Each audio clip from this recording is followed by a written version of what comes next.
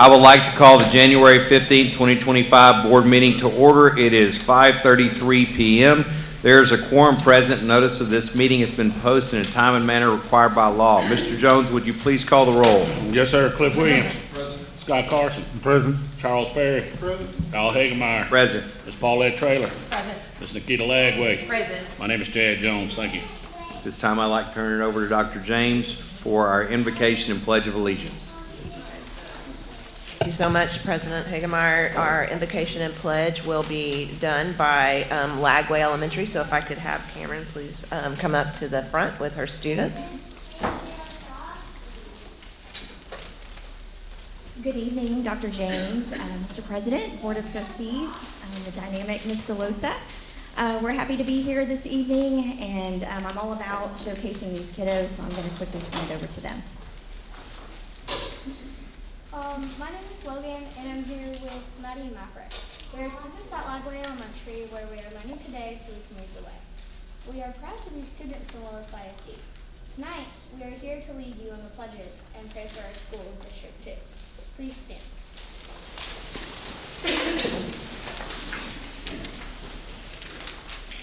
I pledge allegiance to the flag of the United States of America and to the republic for which it stands, one nation, under God, indivisible, with liberty and justice for all. Honor the Texas flag. I pledge allegiance to thee, Texas, one state under God, one and indivisible. Please pray with me. Thank you for bringing us all together today. We are especially grateful for our school board members who work so hard to make our schools better for everyone. From a child's eyes, we see the difference they make. They help create safe places where we can learn and grow. They make decisions to give us books, teachers, and tools that open our minds to new ideas. They care about our dreams and work to help us reach them. Please bless them with wisdom as they make important choices for our schools. Give them strength when the work is hard, and joy when they see the good things happening in our classrooms. Help them know how much we appreciate them, even if we don't always say it.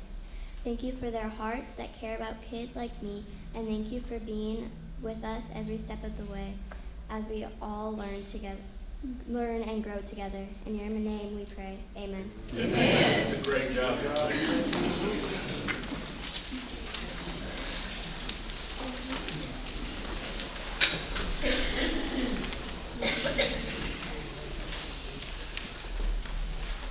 My name is Maverick St. Louis, and I'm in 4th grade at Lagway Elementary. I've composed a groove track using Quaver to present to you all this evening. The creative side of Quaver allows students to compose their own music using a variety of tools. Groove Tracks is an elementary level introduction to music production where students sample different genres and sounds to create new compositions fusing everything together. I've created a 32-measure composition sampling sounds from a variety of genres from pop, funk, classical, techno, acoustics, and more. This tool also reinforces science exploration by showing different ways music is displayed as sound waves for loud, soft, and extended sounds. I hope you can hear and feel the intention of my composition of positivity and happiness. Please enjoy.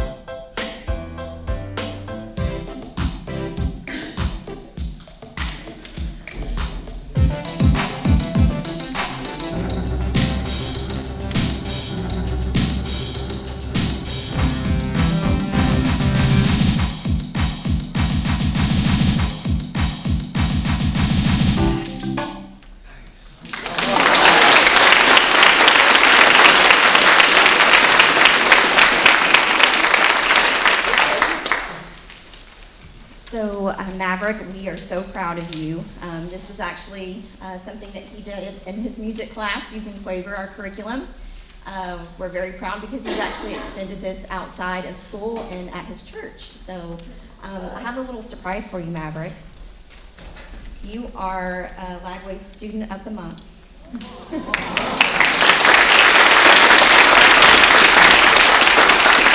I'm going to say a little bit more about Maverick. He's an exceptional student and a kind friend to all. He's always willing to lend a helping hand. He's the first choice for partner activities among his peers. Polite, respectful, and caring, Maverick fosters positive relationships and contributes to a supportive classroom environment. Maverick's proactive nature and dedication to his responsibilities really stand out, as doing his active participation in class discussions, which really enriches the learning experience for everyone in his class. It's truly a pleasure to have Maverick at Lagway, and this recognition is well deserved. Thank you, Maverick, for being a shining example of kindness, respect, and enthusiasm.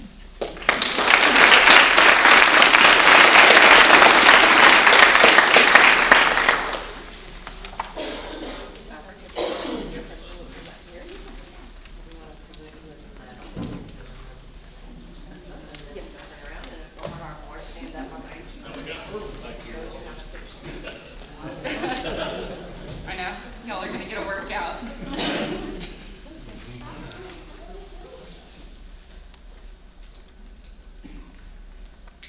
Congratulations.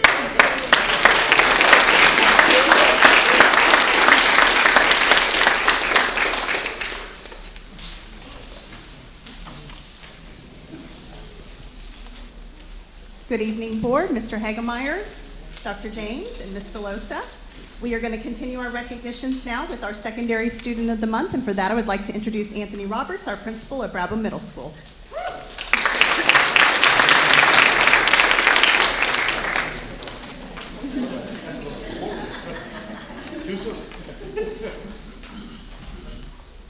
Good evening, Board. Good evening, Board of Trustees. I have the distinct privilege tonight of recognizing an awesome young man who is a fine representative of the kind of students that we want at Brabham Middle School. I was going to write up something, and I started reading through the teachers' comments, and I thought, you know, I'm not going to be able to do anything better than they've written here. So I'd like to read to you the comments that Kyron's teachers have had about him so far. Kyron is an outstanding young man who always has a positive attitude. He strives to do his best in everything he does. His most honorable traits are honesty, respect, and integrity. He is a leader in and out of the classroom. Another teacher said, Kyron is a very kind, conscientious, respectful, and responsible student. He is well liked by his peers in his class, in his classes as well. He exemplifies what an accelerated student should look like. I think he is a perfect example and model for others. Congratulations, Kyron, for your well-deserved honor. Kyron has consistently demonstrated respect and politeness in our classroom. This young man has impeccable manners. He is always on task and shows great dedication in finishing his work. Additionally, Kyron is a wonderful support to his peers, helping other students when they need assistance. I also appreciate how he takes the initiative to put away his materials without being asked, which contributes to our classroom's positive environment. He is alert and attentive in class and always knows what comes next. He is considerate of his classmates and mindful of others' needs. Kyron is an excellent trombone player and member of the Brabham Band. He is polite to his peers and staff members, always brings his materials to class, participates to the highest of his potential, and encourages his neighbors to do their best. He achieves at a high level because of his wonderful behavior and his drive to always do great. And then one last one I'd like to read to you. Despite his mild manners and sometimes shy personality, Kyron is a powerhouse of a student. He gives all of his efforts all of the time to understand the lessons and become successful with the challenges presented in class. He makes his presence known through his work, as well as throughout responses to the questions that are presented in class discussions. I cannot say enough good things about the positive impact he has had on our classroom environment and on his peers' learning experience. Kyron is indeed a model for BMS and Willis ISD education.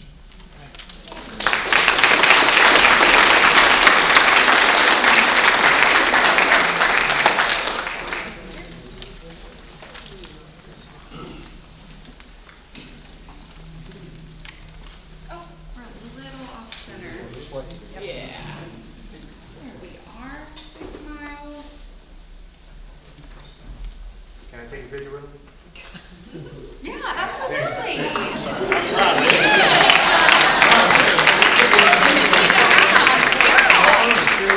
This is a big moment.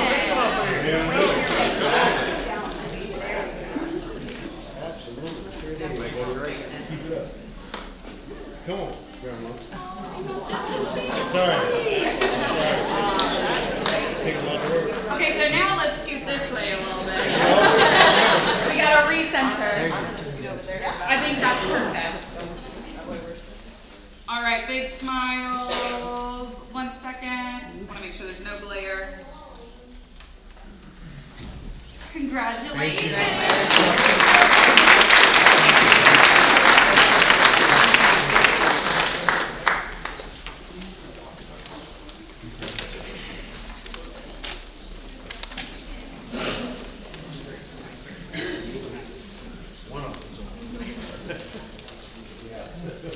Okay.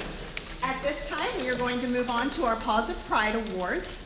We have several different people being awarded tonight. It was a hard month to pick our honorees.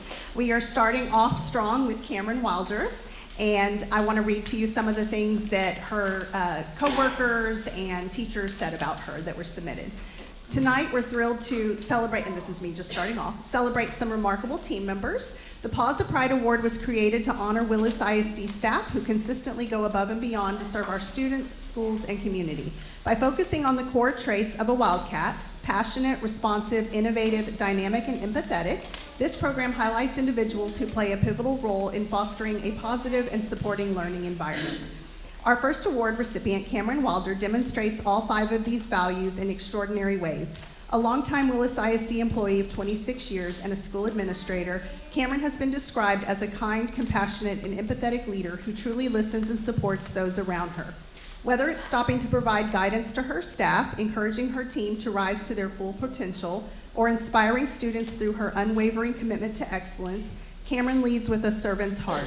She is not only a champion for her students, but also a source of strength and support for her colleagues. Cameron's ability to lead with grace, strength, and humility is a testament to her dedication to the success of everyone in our district. Her passion for education and her belief in the power of community are evident in everything she does. We are honored to have her as part of our Wildcat family. Please join me in congratulating Cameron Wilder on this well-deserved recognition for her exceptional leadership and unwavering commitment to making a difference in the lives of students in Willis ISD.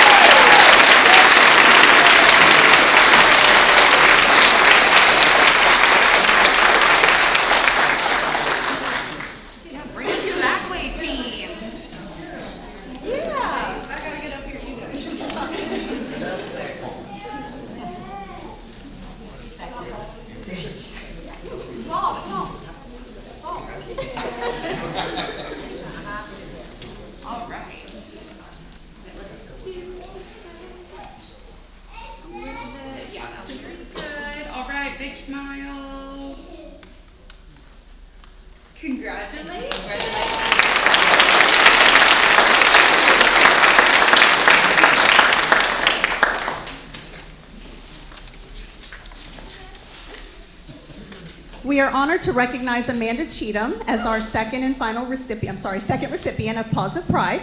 Amanda embodies all 5 Wildcat values in her role as a counselor at Lynn Lucas Middle School. She is described as someone who consistently goes above and beyond, giving 110% to ensure her campus is exceptional. Her responsiveness and willingness to help with school events and daily challenges make her an invaluable part of the team. Amanda possesses an extraordinary talent for forging genuine connections with students, parents, and staff alike. Her unwavering dedication to establishing a positive and supportive environment is evident in every facet of her work. Whether she's extending a helping hand to those in need, offering words of encouragement to uplift others, or igniting inspiration among her colleagues with her heartfelt passion and authenticity, Amanda absolutely radiates positivity. Her influence on everyone she meets is significant, creating a lasting impact that lingers well beyond their encounter. Please join me in congratulating Amanda Cheatham on this well-deserved recognition for her outstanding contributions and commitment to our school community.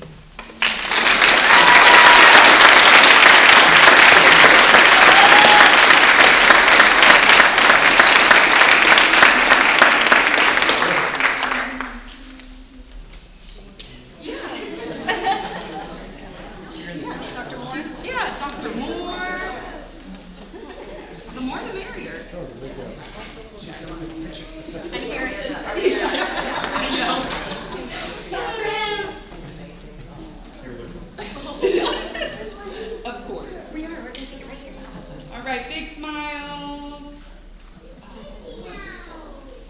Congratulations.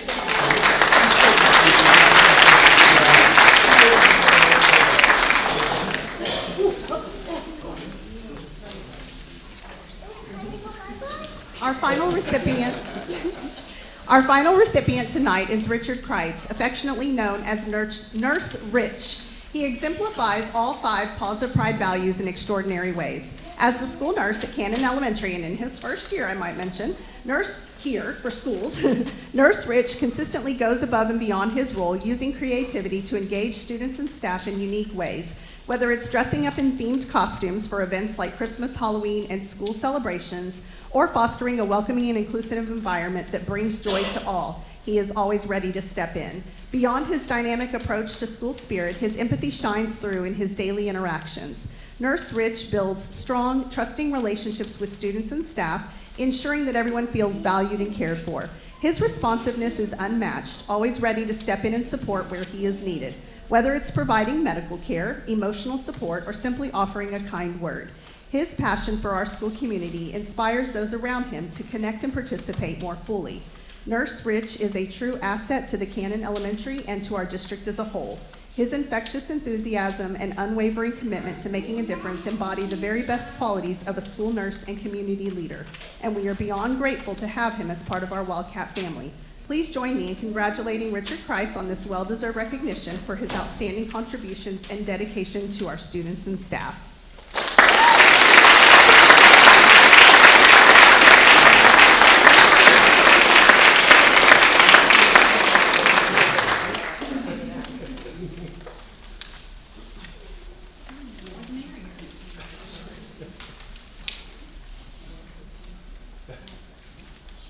All right, let's see. Actually, I was about to say you're covering Mr. Hagermeyer there.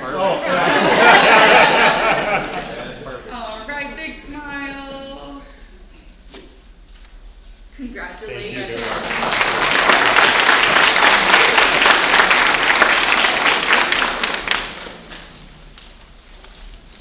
Okay, and at this time, I would like to invite Ms. Megan Ballard, our Director of Federal Programs and Compliance, and she will be introducing the Cats on Patrol Award for the month. Good evening, Dr. James, Board, and Daciana. I am really excited to bring you this person to award them with this award, and she does not know she's getting it tonight. Delia Baker. So Delia works in my department, and when I first took on safety, we had kind of done a district vulnerability assessment. What are the district safety needs? And one of them that was identified was when 911 needs to be called inside of a classroom, there is no classroom room number on the inside for that person who's on the phone with 911 to be able to relate to that dispatcher. So Delia has now completed the project, every single room in the district. She has personally printed, laminated, and hung the room number for every office and classroom in Willis ISD. So.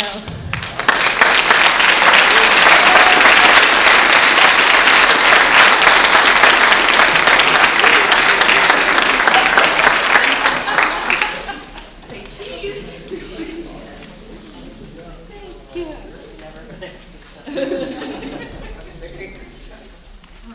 Didn't have to use a ladder one time.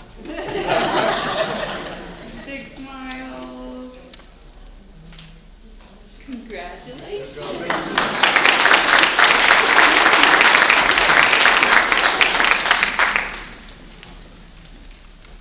Next up, we have an exciting student group that's being recognized. I'd like to introduce our Director of Special Education, Randy Gay.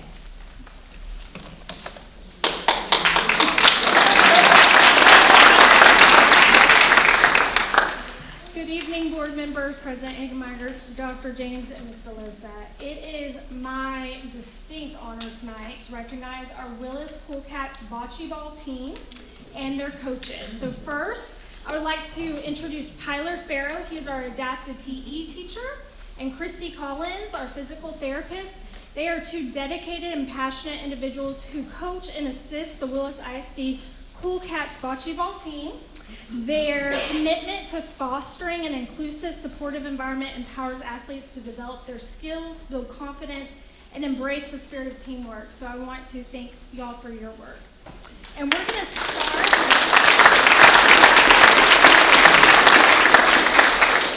to start tonight with Preston C. Preston, if you will come up here.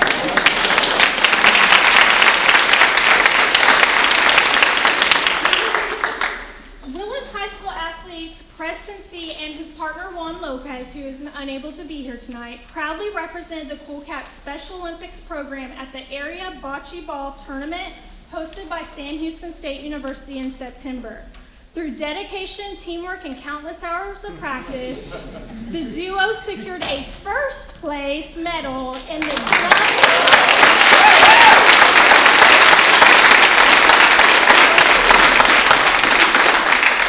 doubles team bocce competition, a remarkable achievement for those outstanding athletes. So thank you, Preston. Good job.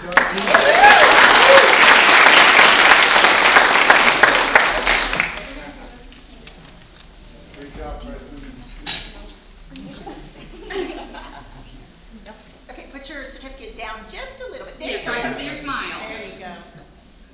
Big smile. Perfect. Congratulations.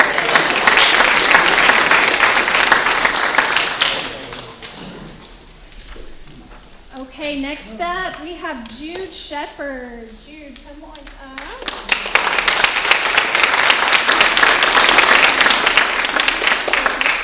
Jude is a veteran member of Willis's 18+ program, and he continues to shine both on and off the court. He is well known across local Special Olympics programs for his sportsmanship and uplifting spirit.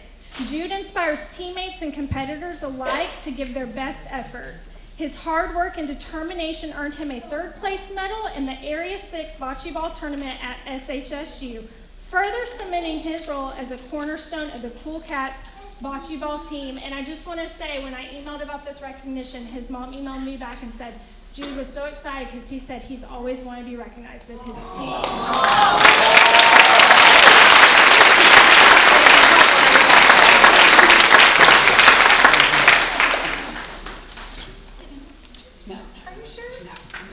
All right. Big smiles. Congratulations.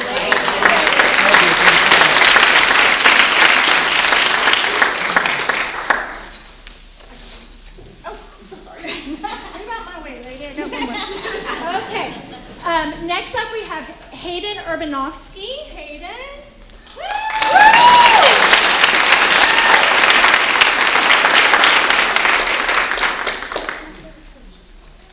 Hayden is representing Lynn Lucas Middle School. He demonstrated extraordinary focus and determination as a standout student athlete for the Cool Cats.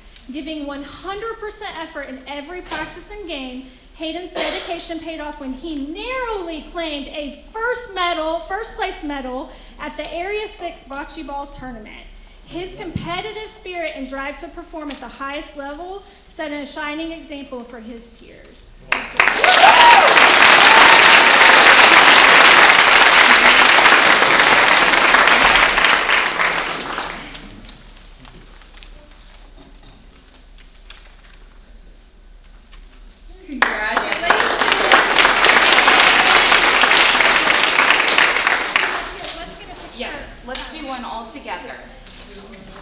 And as y'all come up here, together, these 4 exceptional athletes exemplify the core values of the Willis Cool Cats Special Olympics program: work ethic, sportsmanship, and achievement.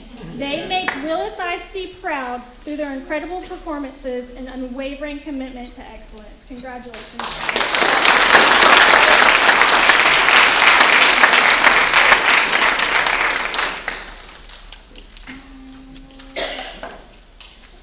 Did everyone get one? Oh, sorry.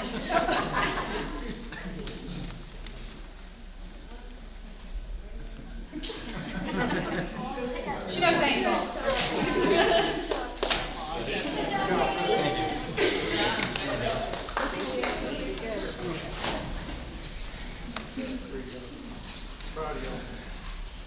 Okay, Tonight is our honor and privilege on behalf of our students, staff, and families to recognize a group of dedicated individuals who play a vital role in the success of our schools, and most importantly, our students, you, our Willis ISD Board of Trustees.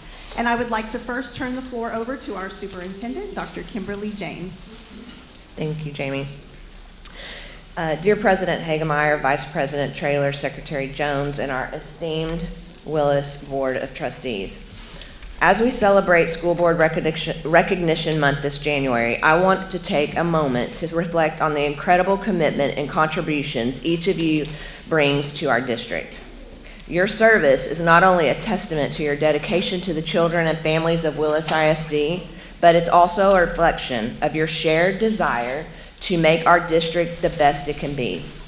President Kyle Hagemeyer, your leadership is characterized by honesty, directness, and a steadfast focus on the well-being of today, but also tomorrow's children. Raising your own children here and championing programs like agriculture highlights your deep investment in the community's success. Vice President Paulette Traylor, your role as the mama of the board reflects the wisdom and care you bring to every discussion. As a retired teacher and instructional coach, your voice and expertise in education are pillars the board and the district leans on. Your steadfast advocacy for our agricultural programs continues to enrich our students' experiences. Secretary Chad Jones, your business acumen, your commitment to systematic improvement shine through in your support of all aspects in our school system. Your generosity and dedication to bettering student outcomes reminds us all of the importance of a clear vision paired with action. Trustee Scott Carson, your passion for community service and your advocacy for students with special needs embodies what it means to lead with your heart. As a proud Willis ISD graduate, your efforts to rally the community and focus on meaningful growth inspire all who work alongside you. Trustee Nikita Lagway, your quiet but resolute leadership is an example of staying true to the main thing. Your advocacy for mentorship programs and athletics, paired with your dedication to integrity, has a lasting impact on our district. Trustee Coach Charles Perry, Coach, your decades-long service to the youth of Willis, I believe it's over 48 years of service, through coaching and mentorship illustrates your unwavering belief in the potential of every child. Your commitment to diversity and inclusion reminds us of the importance of ensuring that all students thrive, no matter their background. Trustee Cliff Williams, your historical knowledge and long-standing service as a trustee bring a unique perspective to the board. Your passion for academic success and commitment to preserving the values that make Willis special are invaluable to our collective work. As we step into this new year, my hope is for this board to be a model of collaboration, unity, and shared purpose. Each of you brings unique strengths, perspectives, and passions, and together you have the power to drive transformative progress for our students, for our staff, and our community. Thank you. Thank you for your tireless dedication and your family's willingness to give you up to Willis ISD, and for inspiring me and so many others with your commitment to service. I am grateful to be a part of this journey with you, and I look forward to the incredible things that we are going to achieve together. With gratitude and optimism, thank you. Thank you.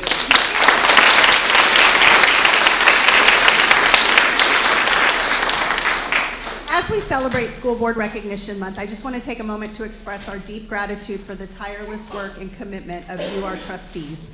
These 7 individuals strive every day to support our district's mission to empower students to become productive contributors to our community and our ever-changing world. Our school board members take on the incredible responsibility of ensuring that every decision they make supports what is best for our students. Their role requires them to collaborate with parents, educators, and community members to create a vision that shapes the future of education in Willis ISD, and it truly is tireless. Their work doesn't stop there. They are critical to our district, ensuring that the structures and systems needed for success are in place. They are strong advocates for public education, bridging the gap between the needs of the district and the expectations of our community. On behalf of the entire Willis ISD family, I want to extend our heartfelt thanks to each of you. Your leadership, dedication, and unwavering belief in our students make all the difference, and it is because of you that we can continue to provide a solid foundation for learning and achievement.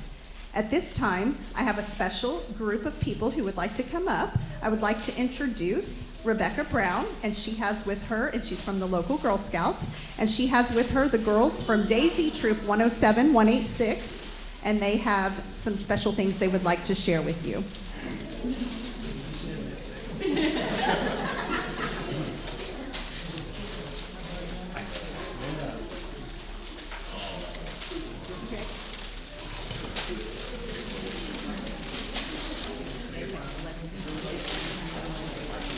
Oh, yeah, you can do that first. You want to do that? Give it to the lady. Take both of them.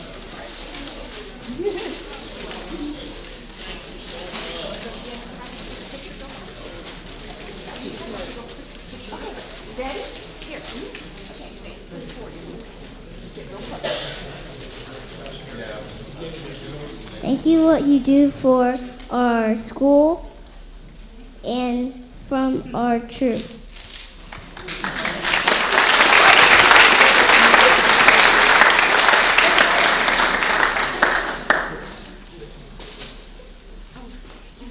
Alright.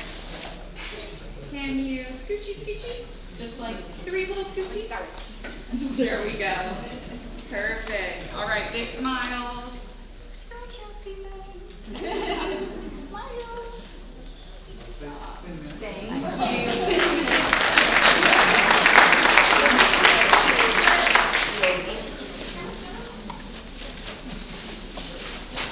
you. That wraps up our recognitions for tonight. Thank you. The board will now hear comments from the audience only during the public comment portion of the meeting. The public comment portion of the meeting will be no longer than 30 minutes total. Each speaker will be allowed a maximum of 3 minutes to address the board. Groups of 5 or more who wish to express the same viewpoint on an issue must appoint a representative and speak for the group, and you will have 3 minutes to present unless the topic is on a board agenda. Please respect the privacy of others. Refrain from identifying students, employees, and other community members by name. I will determine whether the speaker has attempted to solve a matter administratively through resolution channels established by policy. If not, the speaker will be referred to the appropriate policy to seek resolution. Disruption of this meeting will not be tolerated at any time. Per board policy, the board does not respond during the public comments. Our first speaker tonight is Diane Hibner.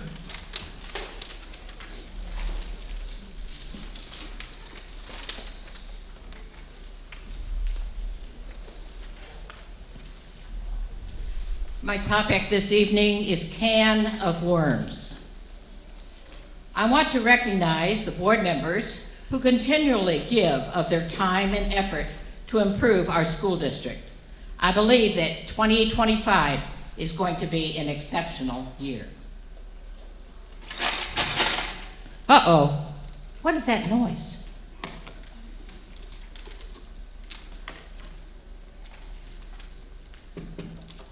Let me introduce you to Mr. Whistleblower. He would like to say a few words. I will begin with September 12th, 2023, when trustee number 5 was charged with the DWI. Trustee number 5 requested a jury trial to determine his guilt or innocence. The trial was delayed numerous times and was not heard until September 30th, 2024, over a year after the offense. After 4 days and 28 hours of testimony in court proceedings, a jury of his peers found trustee number 5 guilty as charged. October 23rd, 2024, in accordance with his MO of non-consideration of the taxpayer expenditure of money and his non-acceptance of the unlawful actions, trustee number 5 asked for a new trial. On December 16th, 2024, his counsel withdrew from the case. On December 18th, 2024, the county judge denied his request for a new trial. Trustee number 5 was not going to accept these rulings and has now requested the district judge for a ruling on a new trial, continuing his lack of accepting the consequences of his actions and choices while spending taxpayer dollars. This 17-month delay has allowed numerous individuals to open a can of worms. By investigating the past activity of this trustee as he acted as president of the school board, documentation and whistleblowers have indicated the possibility of fraud and corruption at the local, state, and federal levels. Friends and acquaintances are lining up as whistleblowers to save their own skin. The walls are closing in. Trustee number 5, it's time for you to go. Resign now. We, the people, do not trust you with the education of our children, and we certainly do not trust you with our taxpayer dollars. The whistleblowers are getting restless. It's only a matter of time. Get out now. Resign. You owe it to yourself, to your colleagues, and to we, the people.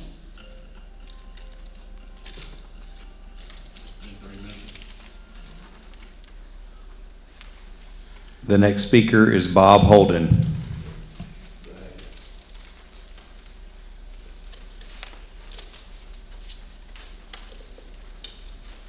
A little different tone. Happy New Year. I think I was misunderstood last time I presented here.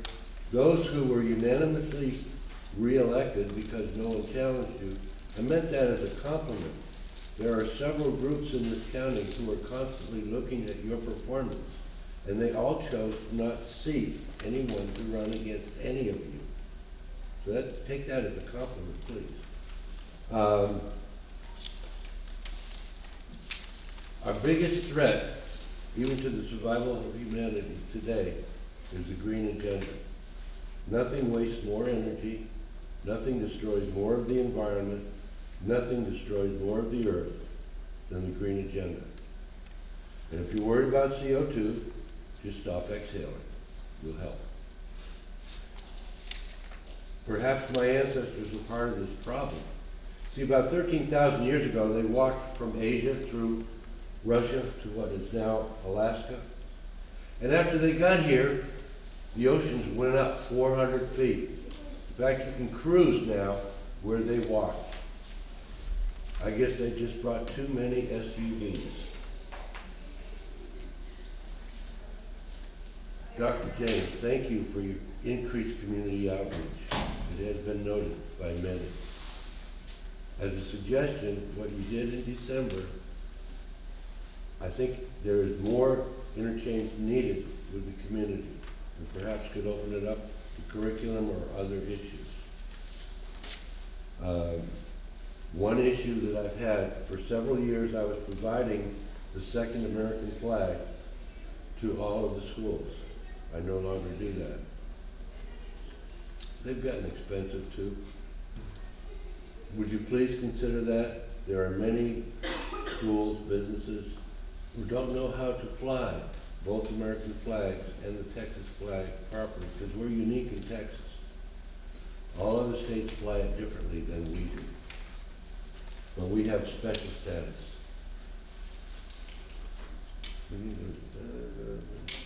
Wow, I was short tonight. Okay. And I mean that, we all have a blessed New Year. Thank you. Our next speaker is Jocelyn Dickerson Williams.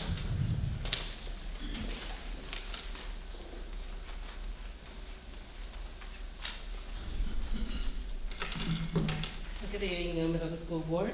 I am a lifelong Wildcat. I have a sister who works for the district, and my family is deeply rooted within this community and the pillars of the community. I graduated from Willis ISD. My son graduated from Willis ISD. He was a good kid and a prominent athlete for Willis High School. And I currently have a senior right now who is at Willis High School. I wanted to speak to you guys today about the experience that I had with her teacher, the CCMA teacher, the health science teacher that is there right now. The ordeal that my child and I had to go through with the CCMA health science teacher was one that was mind-boggling. Willis High School and the district has failed to protect my child. She has been bullied and terrorized by a student for the last 3 years, which has all been documented at Willis High School. When she finally decided to stand up for herself this year, she was punished by being kicked out of the TCMA program. Once I voiced my opinion and the unfair decisions and continued to push the issue, she was reinstated by the new administration. But there was an instant shift in the dynamic between my child and the teacher. The retaliation against my child and her TCMA teacher immediately began to change once she was reinstated into the class. October 2024, there has been a complete and utter nightmare for my child. My daughter and the students of Willis ISD deserve better than this. Again, I say the new administration has attempted to make things right on their end, has already implemented some changes within the health science program. However, with no follow-up or no accountability held at the campus level, the teacher's behavior went unchecked. My daughter and the students of Willis ISD deserve better. From the beginning, the teacher had no intentions of allowing my child to be successful in her class, and she made sure she did just that.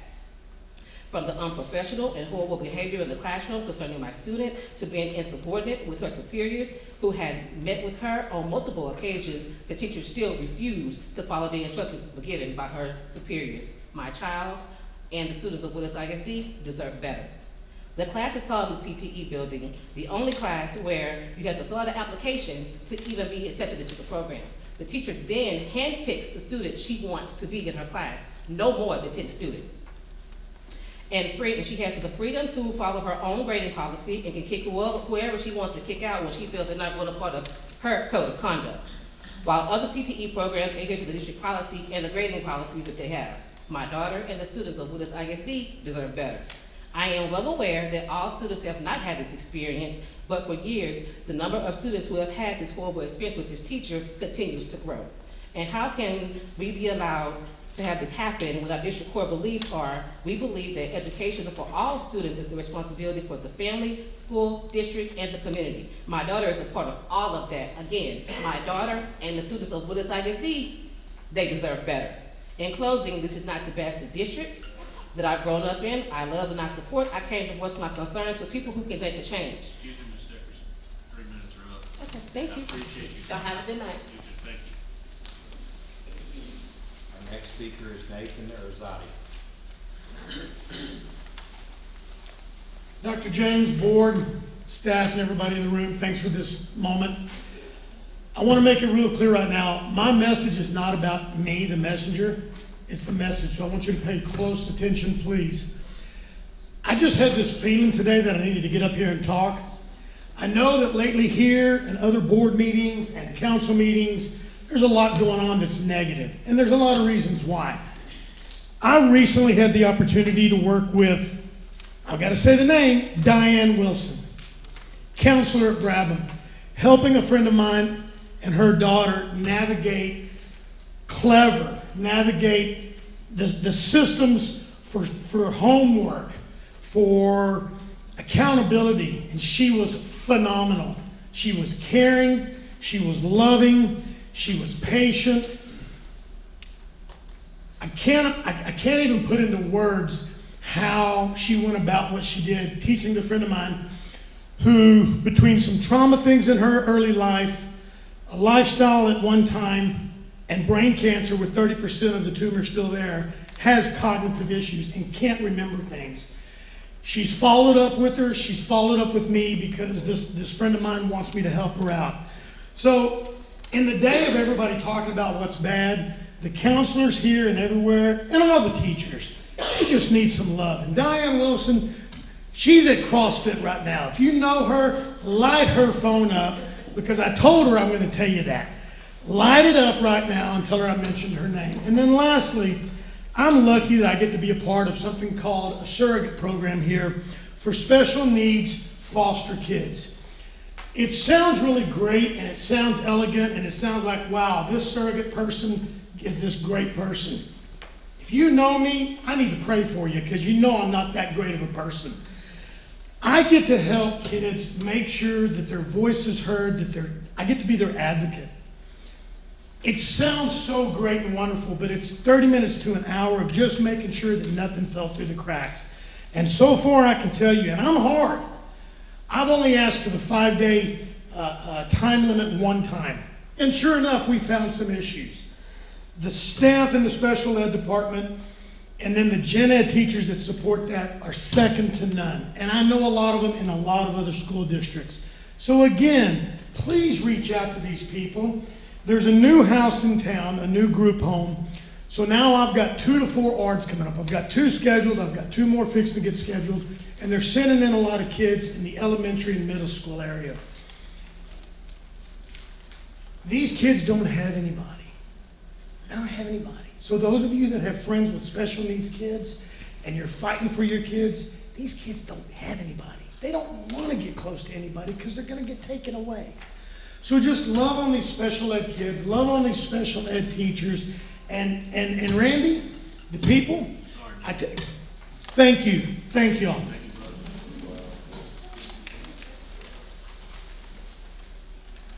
Our next speaker is Abby Yarborough. Good afternoon.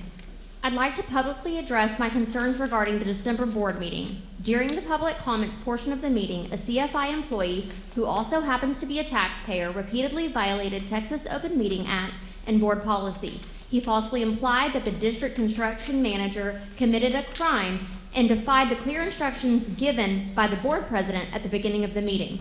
No one stopped this targeted attack. Willis ISD then turned around and awarded CFI the contracts that their employees spoke about at the December meeting during a special meeting that was scheduled less than 24 hours after the regular board meeting had adjourned. It is unlawful for board members to collude with contractors or to discuss school business outside of a quorum. Any trustee involved in orchestrating that public comment should be held publicly accountable and resign immediately. Rogue trustees undermine the board's integrity, and awarding CFI those contracts further erodes public trust. I have since met with upper admin and 2 board officers in regard to this topic, and I appreciate that we had a very productive meeting. While I do not agree with the district's decision, I was told that the district was legally advised on issuing that contract.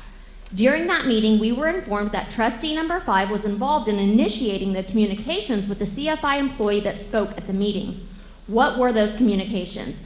We have the right to see that information, and I have submitted a PIR. I am waiting for that information to be provided by your legal team. Lawyering taxpayers on PIRs is a complete waste of public funds, and the days of school board members and administrators using their position of power to take advantage of the district need to be done. Trustee number 5 has used his position of power to leverage his employment status with multiple WISD vendors for years. I will end with a brief history lesson. The entire time board member number 5 was board president, the board falsely voted on contracts claimed to be issued through a cooperative agreement. This is a falsified lie and documented on public record. Taxpayers were defrauded under his regime and their schemes for years, and we are sick of it. Trustee 5 and the corrupt contractors at the helm of almost $68 million in falsified contracts just so happened to be the same names involved in the back-end communications that led up to the December meeting. Trustee 5, if I am wrong on any of what I've said today, please prove it. Isn't that your motto? The irony in all of this is not lost on me, and it should not be lost on any of you. The board is only as strong as the example it is willing to set, and it is time to reestablish your commitment to ethical and transparent governance in Willis ISD. Rid the school board of unlawful trustees. Thank you to Dr. James and the members of the board who have implemented new policy and procedure. You've provided taxpayers with transparency that we have never seen before, and we see positive change.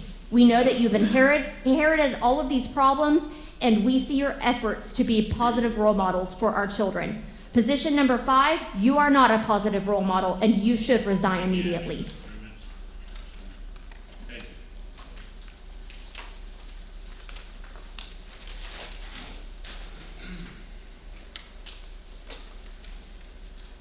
Standing informational and ad hoc reports and items. Item A, safety report.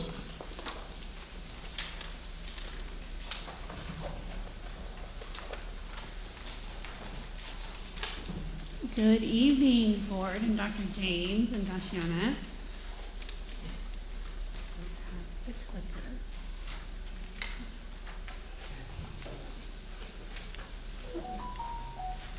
Okay. I'm very brief this month in safety, one slide. We started off the semester with active shooter training for every staff member in the district. This was a partnership with the Reality-Based Training Center that the Montgomery County Sheriff's Office has a grant with the state. They train all day, every day at this center, and they were gracious enough to come to the district and offer active shooter training for every staff member. So we started off the year with active shooter training. We've gotten great feedback from our parents on the front door doorbells that we have installed, especially after the school shooting that we saw at the end of December. While it has kind of given them more of a process to be getting into the building, they are glad that we're taking the safety of our students seriously, and they're happy to see the current improvements that we've been making. Then I'm kind of excited to introduce to y'all our new lieutenant for the district, Lieutenant Hook. I personally have worked with him prior to coming to the district, so I'm really excited that he is here. He's been in law enforcement since 1998, and fun fact about him, he was a teacher in Spring ISD, so he kind of understands when he's talking to our educators, both sides, and we are really excited to have him. He said he didn't have anything to say, so. and then one of the things that our district safety committee is going to be bringing to you in the next few months is the adoption of the Raptor Silent Panic Alert technology. So if you have any questions, I'm happy to take them, but that's kind of our brief safety update for the month. Glad to have you. Glad to be here. Oh, speech. Oh no. You know, we used to work together, Scott, so that's about all.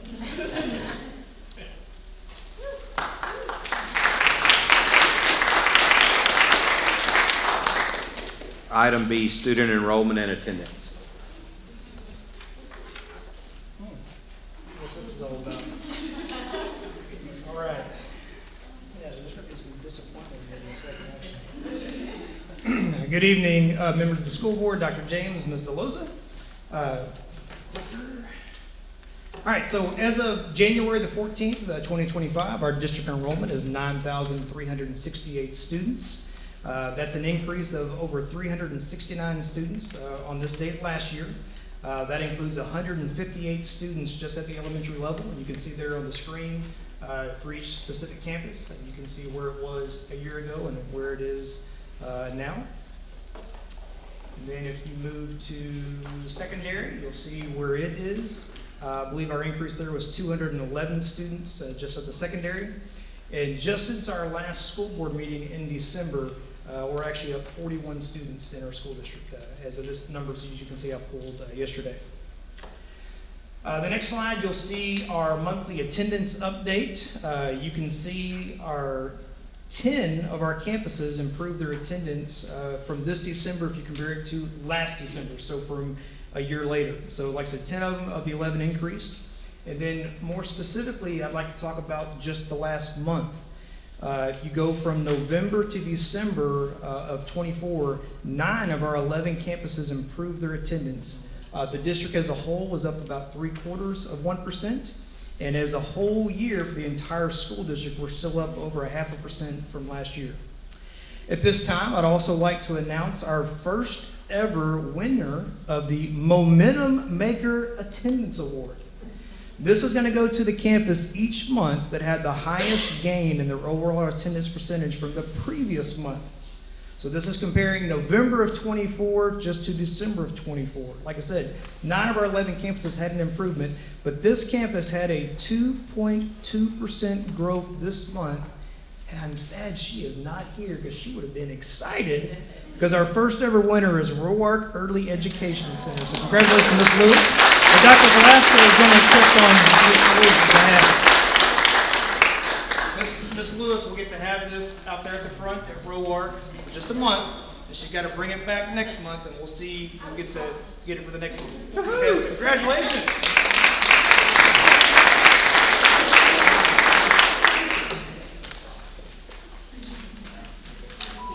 Item C, financial reports, bill payment, and bond summary projects.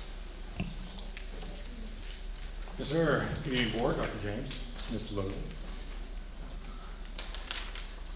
To highlight the financial reports to the end of the month of December, the district brought in just over $40 million in revenues, with the expenditures totaling just under $30.7 million. If we take a more detailed view of the first 4 months of our fiscal year, I've highlighted in previous board meetings that the majority of our revenues through November came from state aid. You will notice in the month of December that we started to receive our local tax revenue. We will receive the majority of our local tax revenue through this month and the end of February, and then we'll start to receive some increased state aid through the summer months. For expenses, December was a short operating month with the holiday break, so you'll notice that the check count this month is less than prior months. The total expenditures for the month is higher than standard operating. This is due to the board approved retention payment going out to all staff the week of December 16th. The total cost of the retention payment was just above $600,000, and that inflated last month's expenditures. I also wanted to take a few moments to discuss our federal revenue. The majority of our federal revenue, of the district's federal revenue, is related to our SHARS program, which is school health and related services. Last year, we received notice of significant adjustments to our SHARS funding, and the district received over $1 million less in 2024 compared to 2023. For 2025, I'm projecting even less revenue as we navigate the updated guidelines initiated by Texas Health and Human Services. I'll also note that this is not specific to Willis ISD, but this is across the state of Texas and any district that receives SHARS funding. This is unfortunate, as Ms. Gay is going to go into some detail in her presentation later on. Our SPED services continue to increase, so as we see the revenue related to those services cut significantly, that's something that we have to navigate as we're going through this next budget year. If we take a quick look at debt service, through December, the district realized total revenues of $13.7 million. Same as the general fund, we'll start to receive the bulk of our local tax revenue now through February, with our first debt payment being due on February 15th. Our first debt payment is just under $16 million, and projected revenues are in line or set to hit our budget mark this year. No issues there. As always, I'd be happy to answer any specific questions. I'm already asking them all.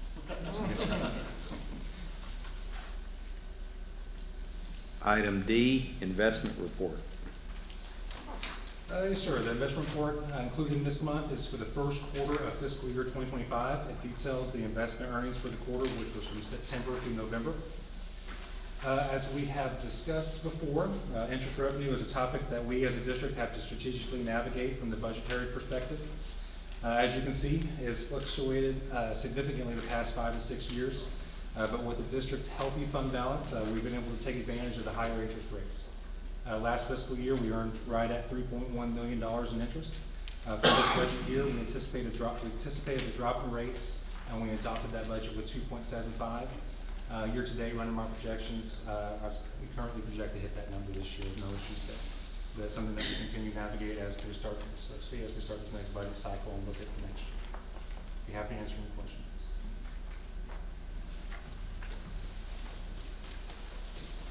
Okay.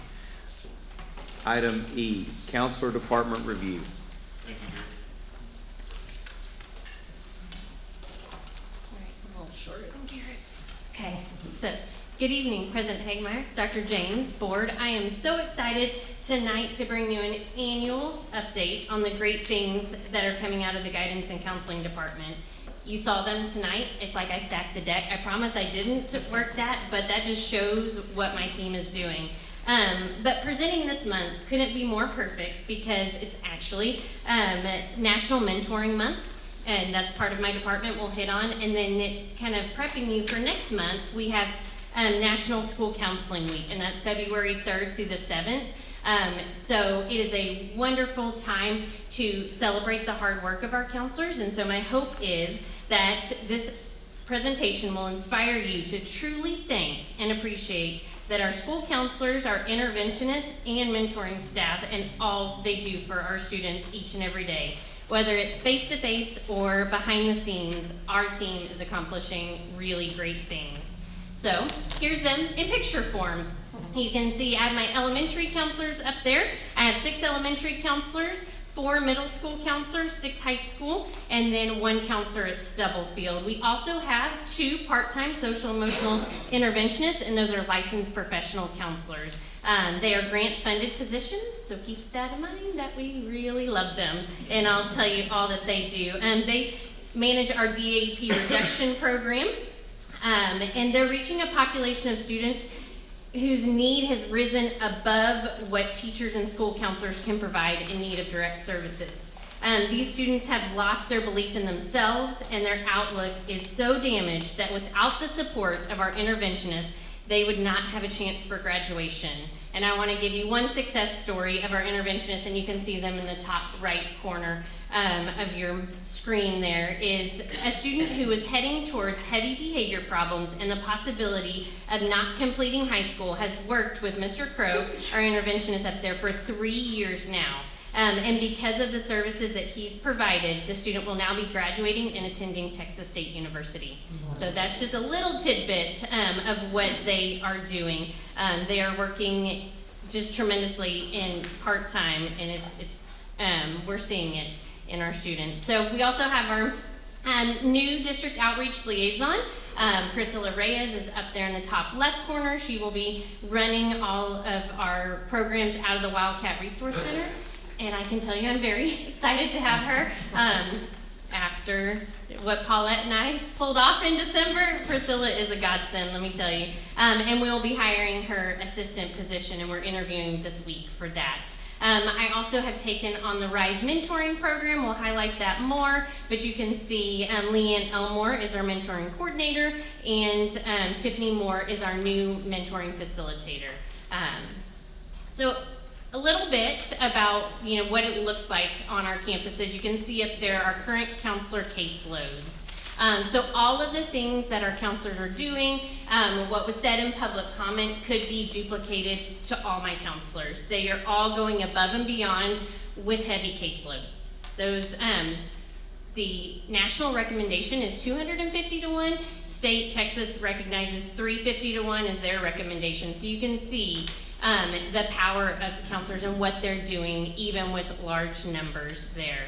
So that makes me very proud.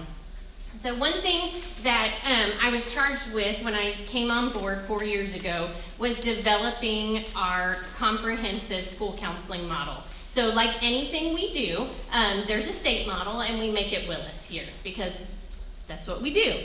So my team and I came up with this. We modeled this after the state, and it carries the 4 components. So if you can sum up the job of a school counselor, which is almost impossible, but this document is the best I can get, of all of the things that they are covering on a daily basis, this is what it is. There's 4 components. We have guidance, curriculum, responsive services, individual planning, and system support. And then we came together as a team. We said, this is what we do, and these are our focus areas. And we wanted to quantify that in words. So, counselors they influence and they support.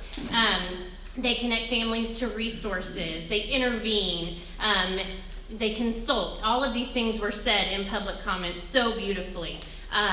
Over and over again, they are helping families navigate and design and execute their individual plans and personal graduation plans.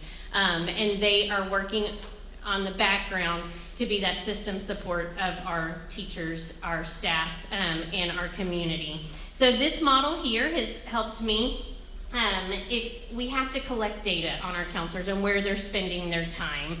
So this model helps me look at that and quantify where all of their time is, what part of our guidance program it falls under, and then we can collect that, and you'll see what that looks like in just a second.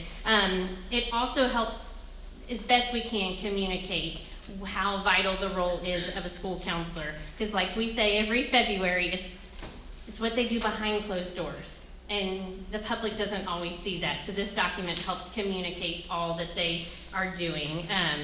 And like I said, with keeping in compliance, we have our 80-20 rule is kind of the easiest way to describe it for Chapter 61, and that's 80% of a counselor's time should be spent doing counseling activities. And we get a little cushion of 20% in non-counseling duties. So every year, we get closer and closer to that. In 22-23, 8 out of our 16 counselors were compliant with that. In 23-24, now we have 10 of our counselors. So we are working towards that, and we're shifting some duties, and the principals are really working hard to let their counselors focus on counseling. And I am so thankful that I have the team of administrators that I have to work with, because they are asking, is this gonna, where's your number? What percentage are you at in some of these things, to make sure that they stay in that 80% or as close. And this is just a little, my document's a lot bigger than this, but you can kind of see how I'm calculating everything, trying to match up the colors as best possible. With our guidance curriculum, you can see I calculate the total number of hours that counselors are doing that each month, and then I break it down to percentages. And then I have to know what is our total time on counseling. And in the far right, you'll see in red, that is non-counseling duties. And so our goal is always to keep that under 20%. And you can see the state recommendation of where we should be spending time in each category. And we're slowly working on that. As we establish this tracking program and really worked hard to get our numbers where they are, now we can look at balancing those percentages there and working to improve. So I'm very proud of the work that we've all done in this area. But I will say one thing I forgot to say on that. Ooh, I hit the wrong button. Oh no. Well, Jamie, both forward and backwards go the same direction. That's what I did. I know. I was on a roll too. I know. Nothing like having something throw you off, like technology. But I will say, I watch the percentages on this and making sure they're in that 80-20, but I'm also calculating the exact amount of time that they spend, because I think that's powerful. The state has asked us just to say their working hours. Please just calculate their working hours. But if you know what a school counselor would do is they would take all of that extra work home, and they do. So I'm asking them to calculate all of their hours spent on work and helping us look at that, and to be able to see that way when we do come and ask for more positions, we can justify it. And I can tell you, I have enough hours that they're doing outside of school to justify another position. So I wanted you to know that we are tracking all of that in those numbers. When you see how much our counselors are working outside of school to make sure everything is done correctly, it's amazing what they're accomplishing. So I just want to say that. But we know that ever since, COVID just kind of exacerbated our mental health needs. It was there, and then it just kind of put it on a fast track there.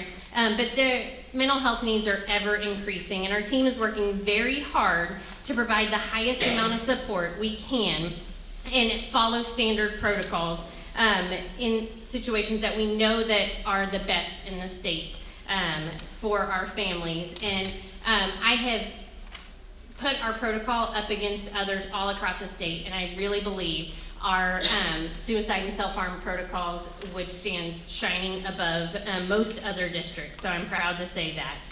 But you can see, I track and record every, whether it's a self-harm or suicide outcry. And the 2021, that was the year you didn't have all of our students back on campus, but hitting that 21-22, we had 2.16% of our students that had made an outcry. But you can see every year as we're working to build in better supports for our families, we're chipping away at that percentage. And after an outcry is made, we do provide a standard response. So we're meeting with the parents. We're giving them that time to walk through this hard time in their life. I can't imagine anything scarier than getting the phone call from a counselor that your child has made an outcry. So we immediately refer to Care Solace, which is our mental health concierge service. We identified, we're now going into year 3, but we identified barriers to mental health access. How do you navigate the system? I'm a mental health professional, and it is difficult for me to navigate insurance. and all of the things needed, who's taking clients. So that's why we continue to purchase Care Solace, and it has been tremendous for our families as they're utilizing it. No longer do our counselors have to be insurance experts. That was something that was really pushing that responsive services high, and Care Solace is helping us lower that amount of responsive services because we have an outside source that can connect families to care in the appropriate care with their insurance, which is a tricky thing to navigate. And so we do that immediate referral. We take that load off of parents to have to navigate finding outside help if that's what they would like. And then we also meet with the students and the parents upon return to school the next day are talking about what happened, what led up to the outcry. Is there anything that we're missing? We dig into it and ask, are there student conflicts? Whatever it is that's leading up to that, we want to know from that parent and from that student what we could do better to support them. And those have been eye-opening for counselors just to be able to make a good plan. And if there was unfortunately a need for hospitalization, we're able to get that appropriate paperwork. If we need to start 504 or whatever, we're right there ready because we ask them to come in and meet with us and really build that support plan. So I'll give you a little bit about what it looks like. If you're wondering, Care Solace, what is that? What do we know from that? So here is a little bit of our numbers. I can track these to know the impact. I know that we have referred 156 students to Care Solace, and that it is taking 6,520 communications for those families. If that tells you like how much it takes to be able to coordinate services when it comes to mental health. I can track whether we have anonymous searches on our website, all of those things, and we can also take it down to how many hours of counselors' time that we're saving in that. And we can also track what are the top needs of our community, why are they seeking help, and then what can we do to support them. Those shouldn't be any surprise. That's kind of what we're seeing the trends of. So we're able to really watch that and provide services that way. So that's on the backside. So we have an outcry and we provide that support for those families. But what are we doing at the beginning part of it? What are we doing to stop that, the outcries from happening? And so let's talk a little bit about our prevention and instruction. We have Tier 1 instruction, and Tier 1 is all students. So we have student outcomes. We've written essentially, for lack of a better way of explaining it, but they're TEKs. But when we come, it's focusing on emotional intelligence. And we have those, I'll give you an example of that in a second, but then the campuses go and build their yearly calendars of instruction in emotional intelligence based on those outcomes. We put them in teacher-friendly language. What is it that we're looking for? What do we want to accomplish with this? And the campuses use those outcomes and they use campus data and say what skills are our students lacking. And then they build their calendars that way. So we instruct them. Biggest thing, like when you're talking with discipline, is you don't want to ever come to a discipline situation. It's like academics too, if they've never been taught.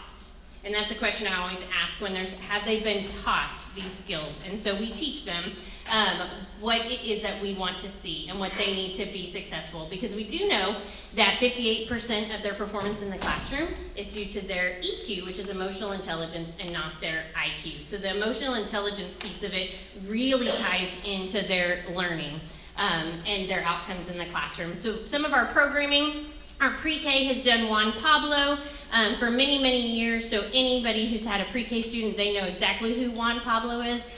He's a chameleon, and he has lots of feelings, and they learn how to identify those and work through those.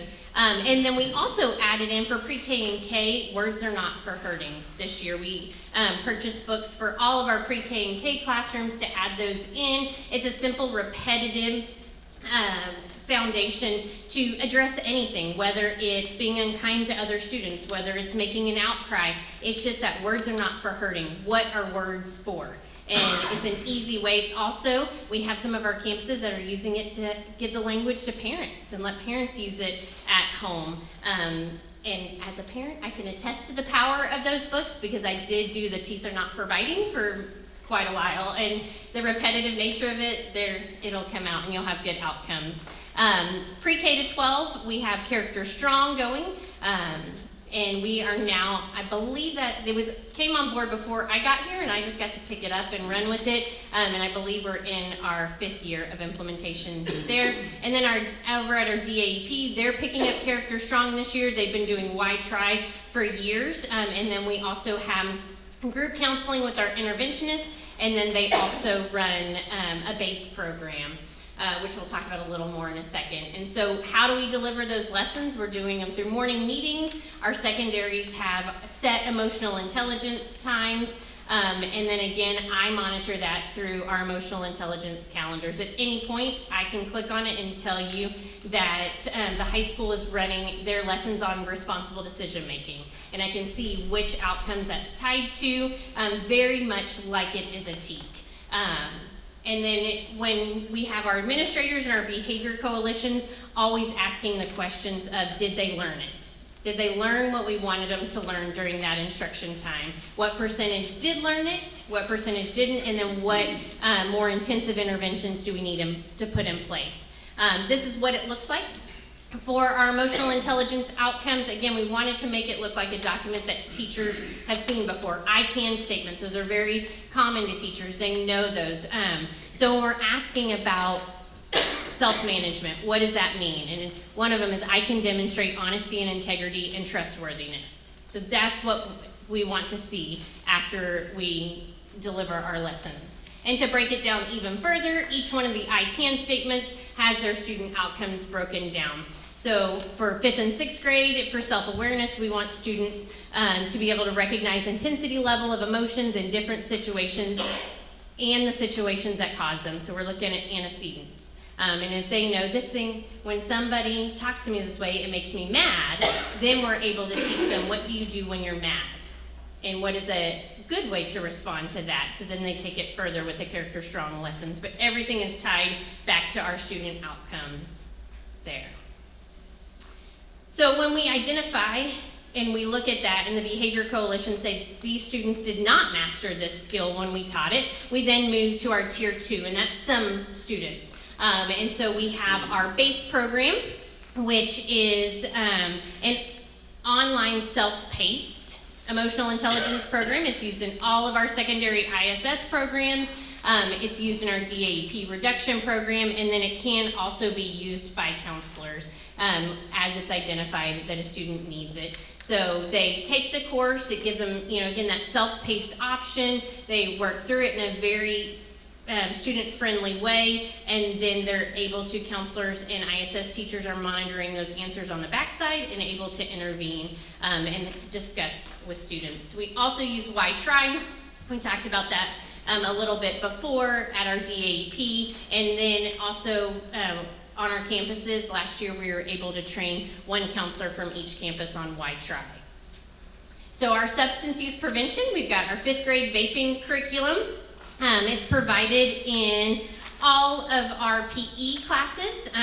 What was approved, we have a curriculum that was approved by SHAC and through you guys, and it's Catch My Breath. That one is a national program that was created by UT Health, and we use that to really instill the dangers of vaping in our students. And we will be expanding that. We're working on ways that we can expand it, because unfortunately we did have a program that we were doing in our 6th grade classrooms for substance use last year, but due to funding cuts, Tri-County lost that program, so we're having to kind of shift. I feel like this year my motto is shift, pivot, and make a new plan as we've lost that substance use programming. So we'll be taking the spring to really add in some more, what can we do to really hit hard on that vaping. We're doing fentanyl instruction. We have it at all of our secondary campuses. Brabham did their presentations in November with our unintended consequences. It's the Montgomery County DA's office runs that, and then Lynn Lucas is scheduling theirs for the spring. The high school has developed their own curriculum, and has taken it and we've approved it through SHAC, and they're doing some really good instruction on that through their Wildcat Way. We also have our Above the Influence Week. So I don't know if you know, we have the governor added that we have a week of fentanyl awareness instruction along with Red Ribbon Week. It's also Bullying Prevention Month in October. So we wanted to take it all and really come up with one major theme, and that's above the influence. And it's Wildcats will live above the influence. And all of our campuses took that to really teach what we want, whether it's substance use or bullying prevention, and that in one way that they could communicate that. We also had in October a high in plain sight training for all of our nurses, APs, counselors, and SROs. We had a national expert on drug trends present to them on what's coming in our area, what's already in our area, and how they can spot it to really build up that prevention.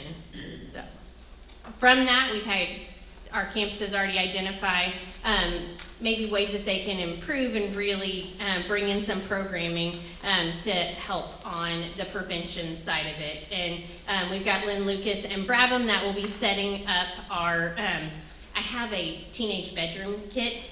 It's called High in Plain Sight. And so we can essentially build a teenage bedroom. And we built it like a scavenger hunt so parents can go in, and I give them a sheet and say, tell me all of the ways, illegal things that you see in there, or ways that a student could stash illegal things. So it's educating parents on what is out there that could be harming their kids. And we make it in a fun way, and it turns it into a game because you know, it helps with that, and to be able to say, well, I didn't know that shoe had a little stash part, and now I know what to go look for in my child's bedroom.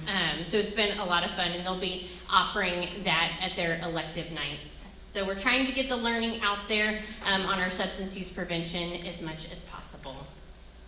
So we talked about our DAP reduction. We have worked, we're in our second year of this program. And we're seeing some gains here, and that's what I talked about. Our interventionists really focus a lot on this, and you can see how much programming we offer, and I'm proud of this work. I'm proud of the work that Ms. Madden is doing there, and along with our interventionists, because again, I could put this up against many other districts in the state, and they don't have the programming that we do to step in and try to support our students who are struggling with substance use. So we have first offense, it's a 15-day placement at DAP, or a second offense, those are for nicotine, 30 days. You can see the level of programming they get. They get 2 individual sessions with the school counselor for those, and then they take courses using our base program, and that is on our substance misuse.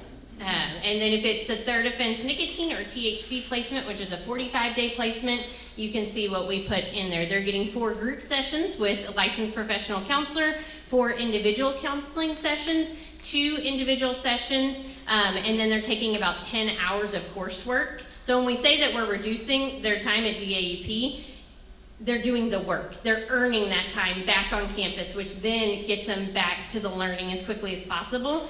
But they are definitely putting in the work to be able to reduce that time. And then we know that it can't stop just at DAEP. They have to have that care when they get back onto campus to help them navigate and be successful, because navigating those friend groups that they were involved in before they headed over to DAEP. So we also offer 2 more individual sessions with the counselor and 4 more sessions with our interventionist who's housed at the high school. So a little bit about our numbers here. In 2024, we had 11 completers. We had 1 that did return to DAEP while in the program, and 2 after. But to have 3 out of the 11, I think we are making gains. We are making a difference in those students' lives. And then we can look at 2025. For the THC, we had 8 completers, 4 are still in the process.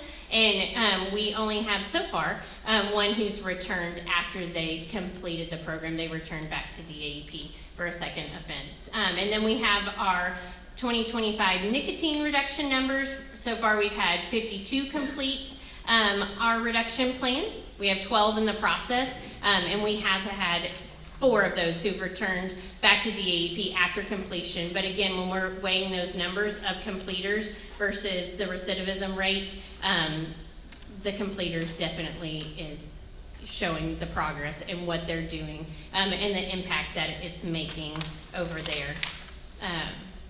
So we also have parent resources that we offer. Again, it can't all just be to the student. We've got to be able to educate the parent too. So we have our Wildcat University, and that is an ever-evolving process. We have offered in person.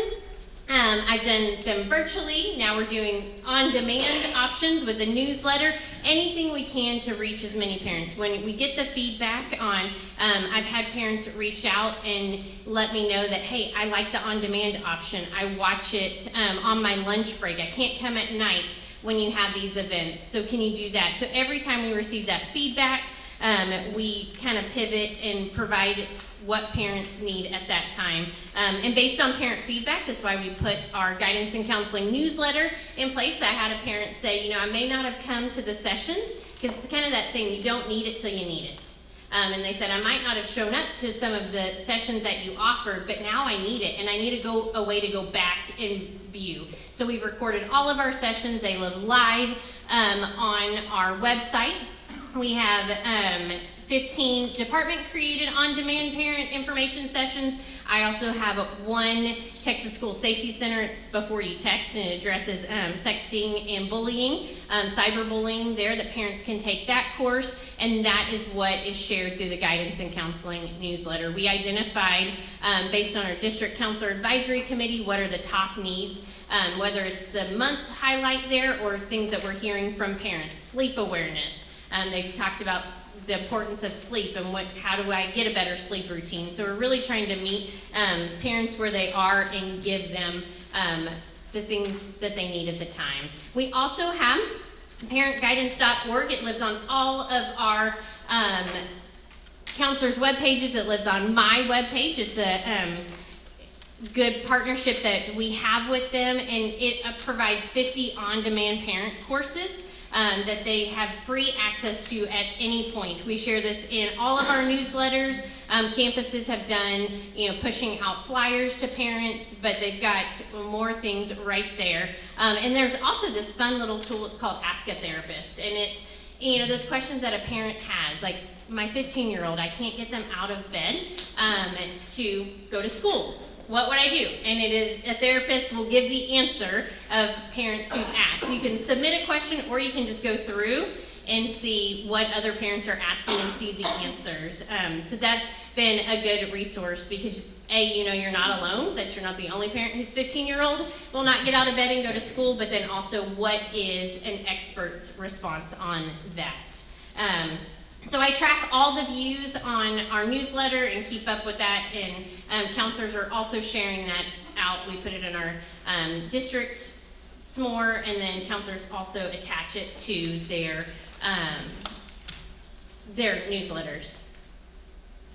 So we have our Wildcat Resource Centers under my department as well, current programming.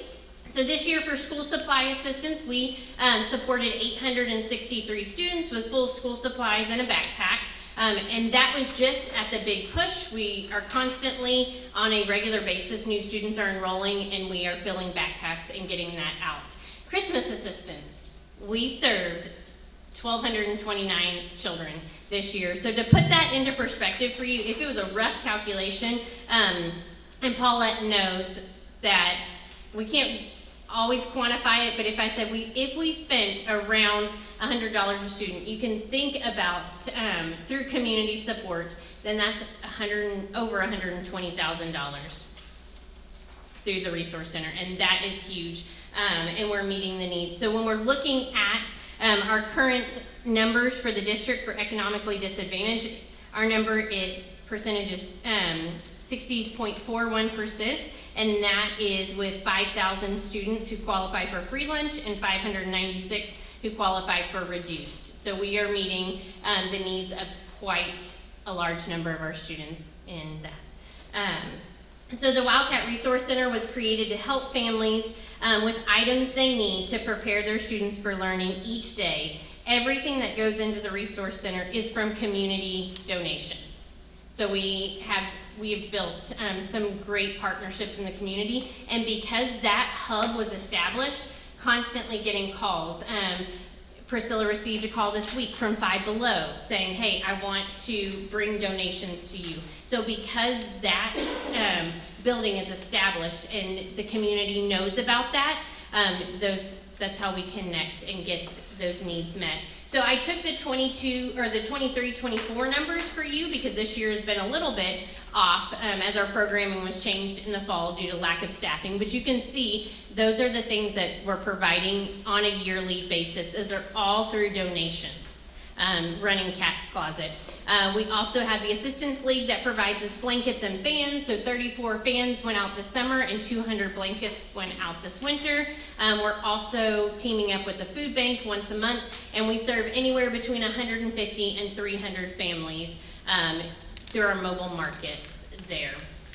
So this year we really wanted to focus on how do we get the word out. Like, we did a good job last year focusing on getting to HEB and to Kroger and really building up those community, but we saw that there was a gap and some of our staff members didn't know what the facility looked like and hadn't been over there. So we teamed up with the elementary principals and we brought all of the elementary staff and we were able to tour the facility there and let them see this is what we're providing, so then when they hear a need, they are able to connect their families to it.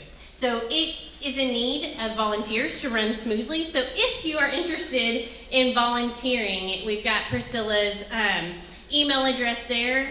Paulette is a regular volunteer. She knows the load that it takes. We're coming up with our open shop, which lets family come in and shop for those items that you see there. So we could always use more volunteers. So please reach out. Some other community spotlights I'd like to hit on. The Panorama Lions Club provides our backpacks every year. They're a large donation.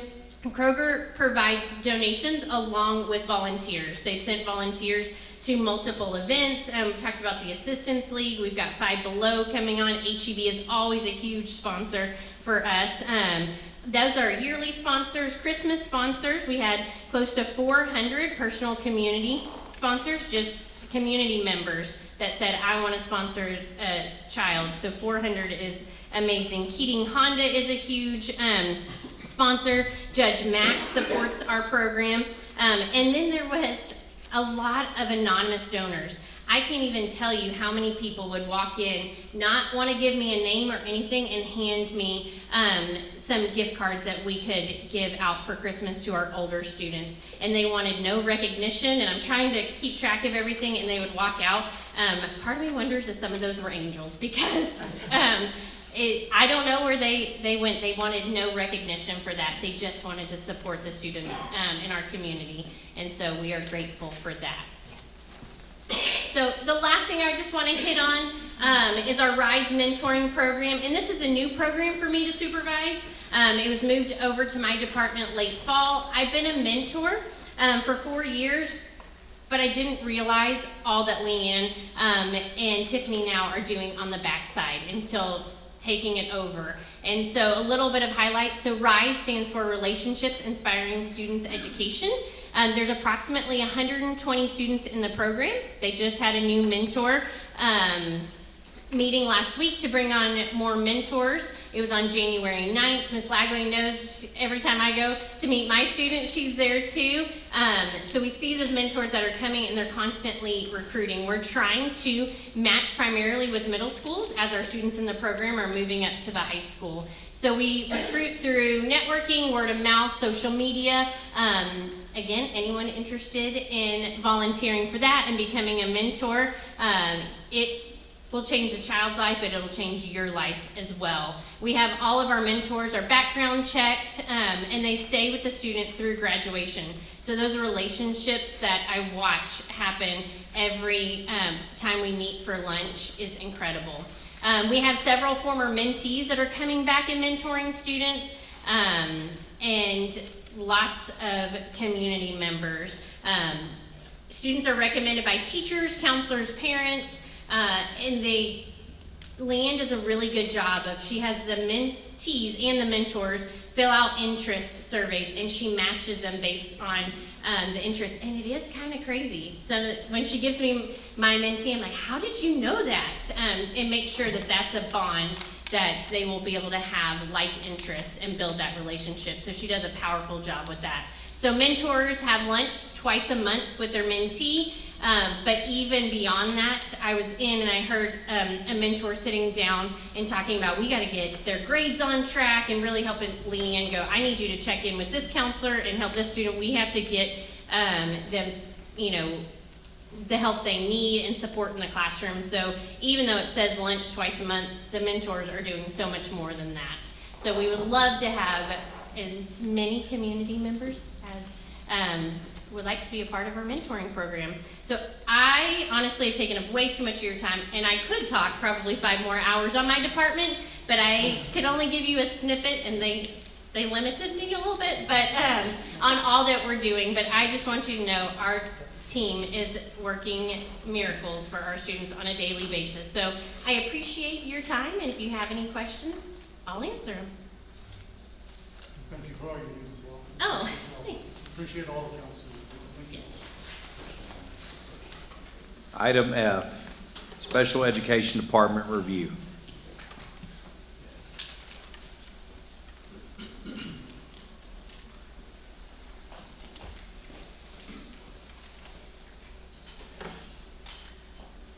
Good evening again, board members, Dr. James and Ms. DeLosa. Of course, I'm always honored to get up here and be able to talk about this program that is so dear to my heart, and I'm so blessed to be in Willis ISD to lead.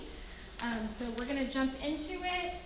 We're going to begin by looking at the demographics of the students that receive special education services. The information portrayed in this chart is derived from snapshot data, which is submitted to the state based on our enrollment and PEIMS data as of the last Friday of every October each year. The numbers in this chart reflect the total number of students receiving special ed services per campus, and of course district-wide. Obviously, there's been growth over the past 2 years. All campuses have increased in the number of students that are being served. This is expected for 2 main reasons. The first being just Willis ISD growth, and the second being in 2023, House Bill 3928 created Texas Education Code 29.0031 that moved dyslexia in the state of Texas, where they're trying to align us to the rest of the country, I guess, under special education as a specific learning disability. And based on that House bill, by the end of the 24-25 school year, it was a requirement of all Texas districts to move all students receiving direct dyslexia instruction under special education. So that accounts for a rise in those numbers as well. And currently, we are serving, of course, every day it fluctuates, 551 students district-wide that have been identified with dyslexia, which accounts for about 5% of all enrolled students in our district. In comparison to the most recent TAPER report, the state average is 6%, so we're right in alignment with that. On this chart of note is Metter Elementary, which has increased by 118% over the last 2 years. Cannon Elementary has increased by 79%, and Turner Elementary has increased by 53%. Can I ask you something on that? Absolutely. Better. What do you attribute that to? Speech? Well, we're going to get into speech. Okay. Yes, speech is part of that. You know, being relatively new in the district, I need to look into that. I don't know if additional neighborhoods have come to place, if there was a shift in some of our localized like programs. So that is something I can look into and figure out kind of why that huge increase at Metter. Okay, thank you. To the right, you can see that as of December 17th, since that data is from October, I want to give an update in making this presentation. Willis ISD had a total of 1,404 students receiving special ed services. That represents 15% of our total student population. And again, according to the most recent TA taper report, the state average is at about 14%. So again, we're pretty much in line where what we would expect. Okay, this graphic breaks down those 1,404 students based on their primary disability. In Texas, there are 14 disability conditions. The 11 most common are represented here because the others have so few students. But according to this data, the largest disability categories represented include specific learning disability. Again, remember dyslexia falls under that category. Speech impairment, autism, and other health impairment. Other health impairment includes medical conditions, including ADHD. When I look at this, I really want to compare our district to state averages. It's a little hard because on the taper report they combined disability conditions. So I'm not going to get into those details unless you want me to, but basically we are in alignment in all of the different areas with some fluctuation. For example, autism is a disability category that they do not combine with any others. The state average for autism is 16.2%, and we are about 17.2%. So pretty much in line there. And then let's see. As mentioned above, though, what's important to note in this chart is this is based off of students' primary disability. So it means the 1,404 students are represented once in this chart. However, the majority of our students have more than one disability. So this is, you have to look at this with a little bit of a grain of salt. This doesn't give the whole picture of the services we're providing to students. For example, this chart shows 256 students that have a disability condition of speech impairment. However, we have an additional 305 students that have a speech impairment as a secondary or additional disability. So in total, we're serving over 550 students with speech impairments.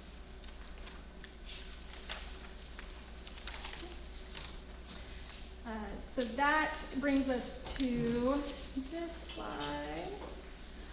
So special education services are designed to meet the educational needs of students with disabilities, and those educational needs extend well beyond just the academic needs and their progress.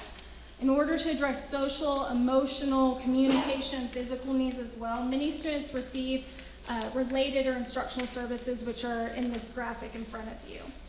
They include things like speech, OT, physical therapy, transportation, all the things in front of you. So again, if you look at that, a little over 550 students are receiving speech therapy services right now. Willis ISD employs 4 speech-language pathologists, and we also have an additional vacancy that we're working to fill right now. In addition, we have 5 speech-language pathology assistants that work to provide direct speech services to students. But to cover the extent of our speech services in the district, and again, these are per the student's individualized education plans, which are legal documents that dictate what students need to be provided FAPE. We also contract part-time with an additional 3 speech-language pathologists. Is that 557 number include our bilingual? Is that in that number in there? Yes, they're not disaggregated from that. Occupational therapy is provided to a little over 100 students. We currently employ 2 full-time occupational therapists, and we contract part-time with a certified occupational therapy assistant, again, to provide direct services to students. And then our counseling services, that is counseling, special ed counseling as a related service. Those services are currently provided by our school psychologists, and that is in addition to their evaluation and our responsibilities as well. I do want to mention that many of these services here are what we are able to get reimbursement from SHARS, which Mr. Matei mentioned earlier. So as well as some other services that aren't here, those are the revenue generating services that we can go for. Okay, and then students who receive special education services are provided instruction in a variety of settings with a focus on the least restrictive environment. In fact, our committees talk about this specifically when developing student IEPs or individualized education plans. In fact, the LEA, Willis ISD, assures that students with disabilities are educated with their non-disabled peers to the maximum extent possible, given each student's individual needs. So here, what I want you to get out of this is overall, I've done the math, it's not on there, but a total of 82% of our students spend the majority of their school day in a general education classroom. So that inclusion into the general education classroom. That includes on there speech only, mainstream, that SPED setting less than 21% of the day, and SPED setting 21 to 49% of the day. When we compare that to the most recent RDA report, the cutoff for that metric is 70%, so we want to see at least 70% of our students in a general education classroom for the majority of their day, and we are currently at 82%. And our students who receive special education services the majority of their day in a special ed setting, right now we're at 13%, and according to the most recent RDA, really 10% or less is what we're looking at. So again, that's something that we keep our eye on to make sure that those students are in the appropriate placement. And if they are, then that is where they need to be, but it forces us to look at, are we making the best decision for our students? Okay, this is an overview of our self-contained programs throughout the district. For our youngest students, Willis ISD has Early Childhood Special Education, or ECSE, that's housed at Roark Elementary, our Early Education Center. Our 3-year-olds that qualify for the ECSE program attend school for 4 hours. That is a full day for 3-year-olds according to the Student Attendance Accounting Handbook. And so we host an AM and a PM session so that we have 2 separate groups of our 3-year-olds. The 4-year-olds that qualify for the program, currently we have 2 separate full-day pre-K self-contained classrooms. And then of course our 4-year-olds, where it's appropriate to go out into the general education pre-K classrooms, that is available to them as well as a least restrictive environment. Upward is the name of our self-contained special education program for students that have needs for supports related to their behavior or social skills. Currently we have 2 Upward programs at the elementary, both of which are housed at Turner Elementary. And we currently have 1 Upward program at secondary, which is housed at Lynn Lucas Middle School. The emphasis of that program is to build compensatory social and emotional skills so that students can reintegrate with their peers. In addition, this year we have increased the number of residential treatment centers located within Willis ISD from 1 to 4. And so we are supporting students with intense needs. Many of those students are have the highest intensity of needs, level 5 students. And so many times they're getting services through our Upward program. We have a behavior specialist that is district-wide, and that is a grant-funded position, so that is something that we'll have to look at going forward to make sure that we can still meet the needs of those students. Oh, I'm sorry, I did not, I skipped. Stride is the name. It was previously termed LIDS, and we have rebranded that program. That's our self-contained program that serves students with more severe and profound disabilities through prerequisite skills. We did restructure some of our programming going into this year. Every elementary and middle school has 2 classrooms that provide services via our Stride curriculum. And then the high school has 4 Stride classrooms, although we have 1 vacancy, so we've been operating out of 3 classrooms. Additionally, we have LEAP, which is our 18+ program.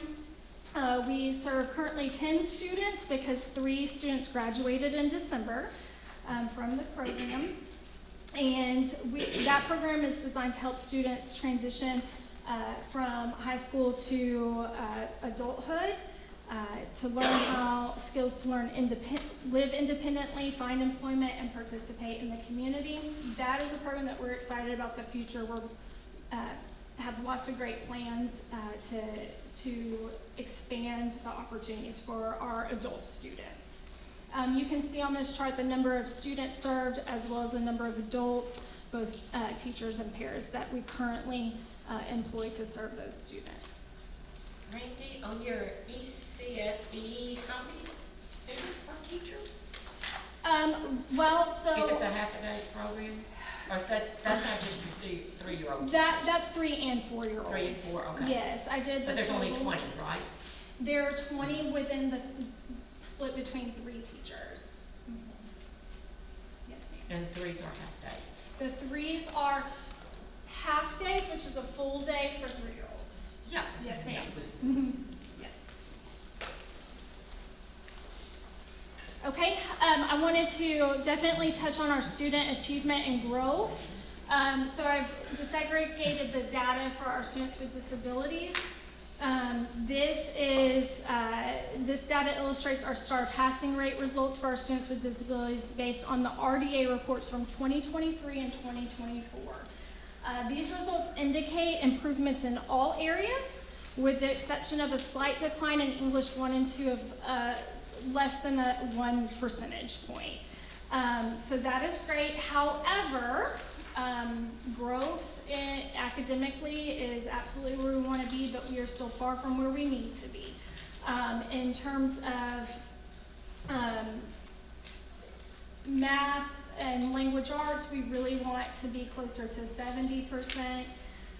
And for science and social studies, the goal is 65%. So we still have a ways to go, but the trajectory is there for continued improvement. And so we currently have a strategic support plan. We're actually meeting with TEA tomorrow to review that, to go over what are our plans to continue to increase student achievement for our students that are most vulnerable. Like we talked about earlier, our students, the majority of them spend the majority of their time in our general education classrooms. So I collaborate with our IT&L department on what we're doing that affects all students, because that's where we will get the most impact. But we're also looking at those specific things to address our students with disabilities. So we've added some supplemental curriculum for our students when they're pulled from those classrooms to pinpoint and bridge gaps, as well as staff training and other efforts as well. Well, I personally appreciate seeing a lot more improvement than not improvement. And I also appreciate very much that you're not satisfied with that. Oh, no, sir. And I want to thank you for that. I know you've been here a year, and you've definitely made a big difference. Thank you. I can't take Your all team, that your credit. team. That's That's right, yes, that's right. but the collaboration is there and the passion is there. Well, I so. just love it. Looking at graphs, and you're across the board, you showed improvement in everything but one thing. And that's the direction we're all getting to. Appreciate that. Thank you. So these are our scores with our dyslexia kids figured in? This is any students that, as of that assessment, were under special education. So remember, there was a 2-year window to move all the students, so it doesn't encompass all. Did we move them all in 1 year? We tried. Yes, we still have a few. Yes, I will say when I got here, when I interviewed, one of my questions was, have you made that shift? Because that's a huge undertaking in a department like this. Ms. Debbie Walker is here, who actually oversees our dyslexia. Of course, we work very collaboratively due to that dyslexia now being under special education. And before, when I got here, we were almost completed with that process. So it should include the majority of our students. Yes, ma'am. Okay. Yes. Oop, wrong way. Okay, so I also wanted to look at our projections. I will say beginning of year projections for our students with disabilities, I interpret with caution because of any regression and things like that, but I want to be very transparent in looking at that. So this looks at the NWA MAP beginning of year assessment data. In 2023 for math, the beginning of year MAP assessment data projected our students to score at 41%. They actually scored at 42.4, so it was pretty much on target. And then based on the beginning of year MAP data from this year, it still has us at 41%. However, I was able right before the meeting to look at our middle of year MAP data, and there is some increase there. The projection now is 45.8%. I will take growth, and we want to just keep that momentum going. Absolutely. Those are projections, but it's On the right positive. direction. It That's is. what we like to hear. For reading language arts in 2023, the MAP beginning of year data projected 31% passing rate, and our actual passing rate was 47.4%. So that beginning of year data somewhat underestimated our performance.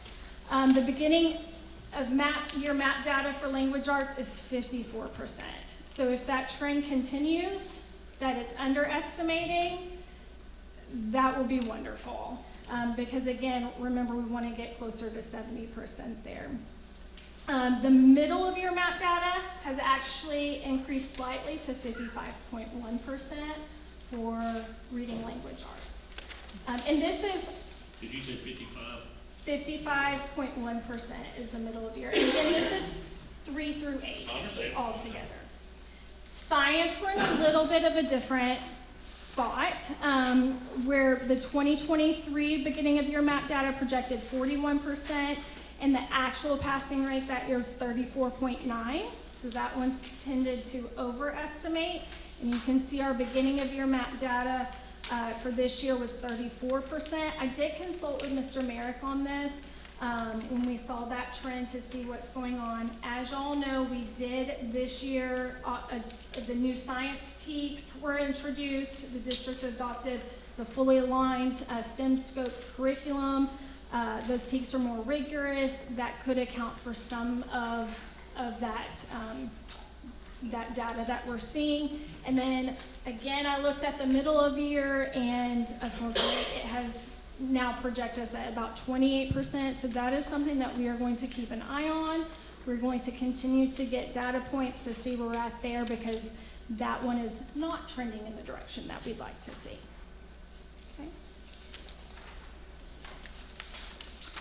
Okay, something that is personally near and dear to my heart is the support of not only our students, but their families and parents. I try to be as available to anyone that needs to come talk to me. I love talking to our parents. I love educating. It's one of my passions. And so I wanted to at least get a slide up here to show our efforts in increasing our parent outreach, our parent involvement. As you can see, it's obviously the numbers are much lower than I would like it to be, but we are showing, again, a trend for increased participation. We have actually started, we alternate every month. We have a coffee and chat, and then next month we have a lunch and learn, where we bring in different guest speakers. For example, in February, we have a Social Security employee that's going to be available to answer questions about that topic.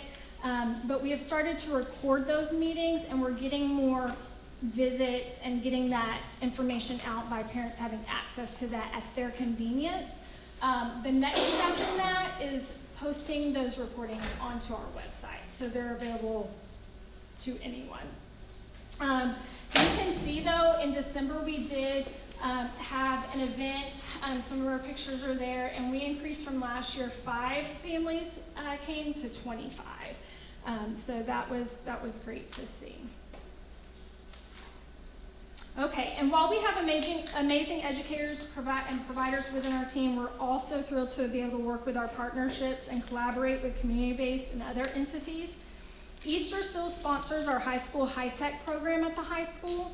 That's an enrichment program. It promotes career exploration through campus meetings during Wildcat Way with students, provides tours of future places of employment or post-secondary education, and summer internships, job shadowing, and mentoring.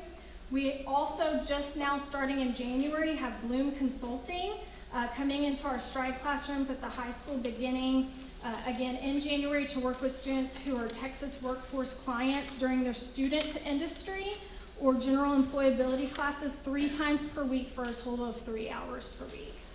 And then also we have partnered with Texas A&M University on a work-based learning project funded by a grant that we received of $10,000.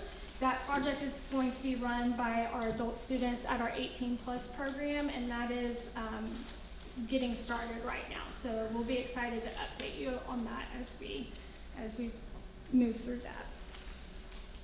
Okay, last slide. So just basically in conclusion, this past year has been an amazing whirlwind of growth, change, overall accomplishment.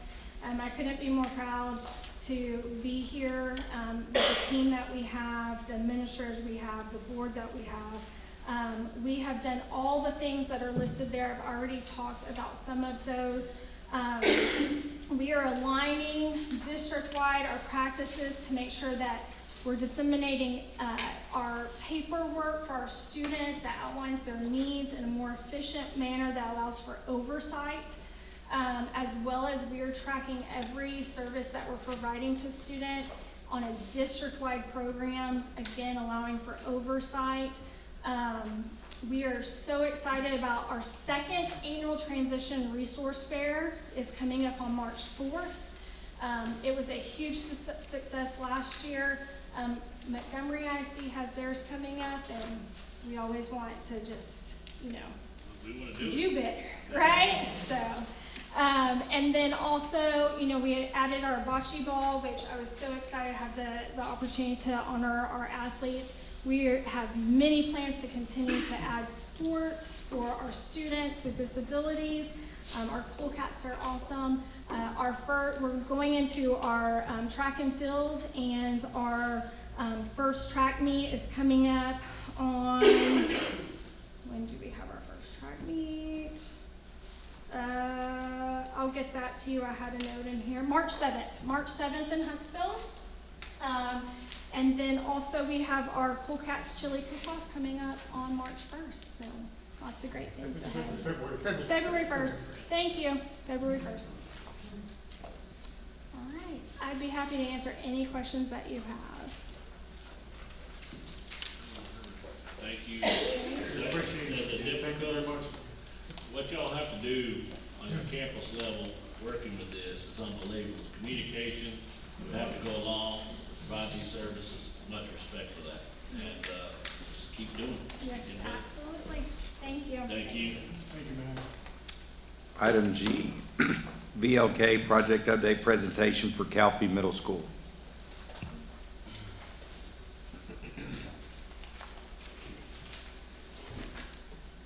Good evening, ladies and gentlemen on the board, and Dr. James.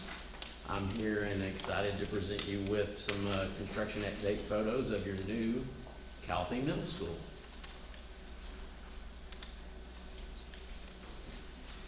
Here's a nice view of the front of the school from Longmire. It faces Longmire Road. You've got fine arts and athletics to the left. That's the administration area in stone there towards the middle, and then the library next to it, and all of the primary academics to the right.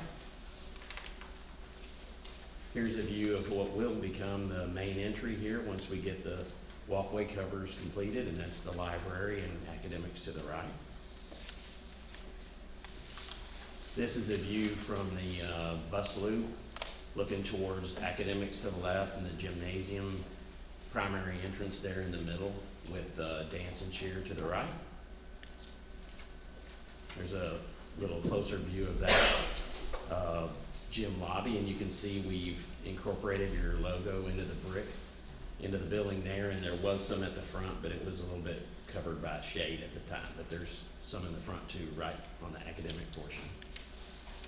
There's a little interior shot of what is that gymnasium lobby. You've got concessions there in the middle, a bunch of display cases coming right there, and then main entrance to the gym, they'll have a logo above where that green board is right now, and then the hallway that goes to all the athletics areas and the weight room and cheer and dance. There's a photo of your gym coming along. That's your competition gym, which will have enough bleachers to seat the entire student body. There's an image of the library from where the photo's taken from about where the circulation desk is, and the main entry is over here to the right, and stairs that lead up to the upper second floor portion of the library, and that's admin beyond. It's got also an after hours entry into the gym, library. There's a photo of the second floor of the library, and that'll all be glass to the right also. This is looking back at the library from the courtyard, and the courtyard will have artificial turf and some concrete benches and a little sidewalk, and we're actually taking this photo from the outdoor stage area, which I'll show you a little bit more of here in a second. So there is that, the back of the stage that is opens to the dining, but it has a back portion that faces the courtyard, so you can actually do some presentations and stuff with students in the courtyard, and that's a secure courtyard. You cannot get out. You can go into the building from it. There's a view of that. We're in the dining area looking back at the stage, and there'll be curtains all around it, so you could block that off visually or leave it open. The courtyard's also used for outdoor dining. So here's, there'll be a really cool linear metal ceiling that goes in the center portion there between the two bulkheads. And there's a view looking back at the kitchen serving areas. This just shows you how we've incorporated some of the your school color, your district colors into the school. These are this occurs regularly at all the corridors that cross from the center portion of the building to the academic and where the students' restrooms are. This is an image of the first pod that's up towards the front of the building. I call it 8th grade, but you make it what you want.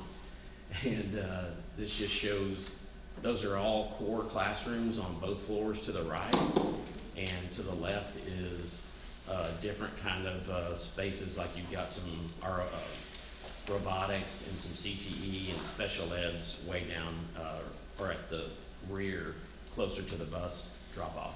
And there's an image of that same space from upstairs. That space is, we changed it up a lot from what it was originally like. Whoops, wow. This thing does have a crazy. Which way is back? Oh, down here at the bottom. I got it, sorry. So anyway, this image, you can see here this main portion of that pod is a big collaboration space downstairs. And we'll have teaching tools on the tile wall to the side. And then the next pod, same thing. And then to our right, as we go upstairs and look down at it, you can see there's another collaborative teaching space where that glass doesn't go all the way across, and that's actually the third pod there. This is a photo of your typical science lab classroom combinations. We redesigned that for your school, that more like what you had at Lucas. So we're really kind of taking the picture from a science classroom, looking at the lab, and a classroom at the far end, and both classrooms are full glass, so whoever's teaching in the lab can oversee students in the classrooms also. That's the first one that's going in. The other two, the casework wasn't there yet. That's all the images I have for you. We're actually just started on the competition football field area, and tennis courts are coming shortly thereafter. Excuse me? When will those pictures taken?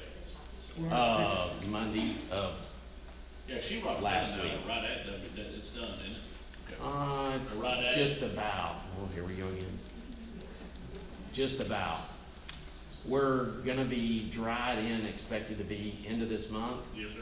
But we are starting to put some casework in and you see ceiling grids in, but we're still, without being dried in, we can't really put in finishes and ceiling tile, but we're just about there. And you saw a bunch of floor tile that's already going in. You can do that when it's not conditioned.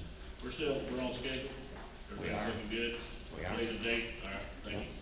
Okay. Any more questions? All right, thank you.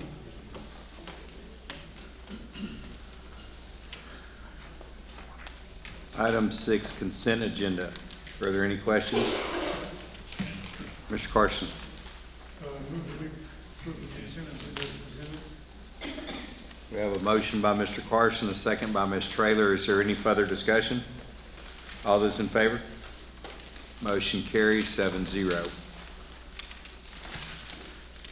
This time, we will now convene into closed session for the purposes of considering matters for which closed session are authorized by Title V, Chapter 551, Texas Government Code .071 through .084, A, real estate, pursuant to Texas Government Code 551.072, B, discuss teacher resignations and consider approval for teacher appointments, Texas Government Code 551.074, and C, discuss and take action regarding contract abandonment of teacher at Lagway Elementary.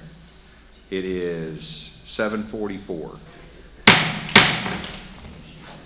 We will now reconvene into open session. It is 8:23 p.m. Are there any motions out of closed session? Mr. Williams.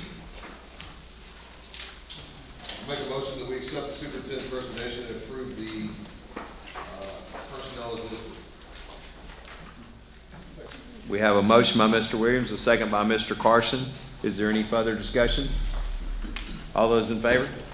Motion carries 7-0. Mr. Williams.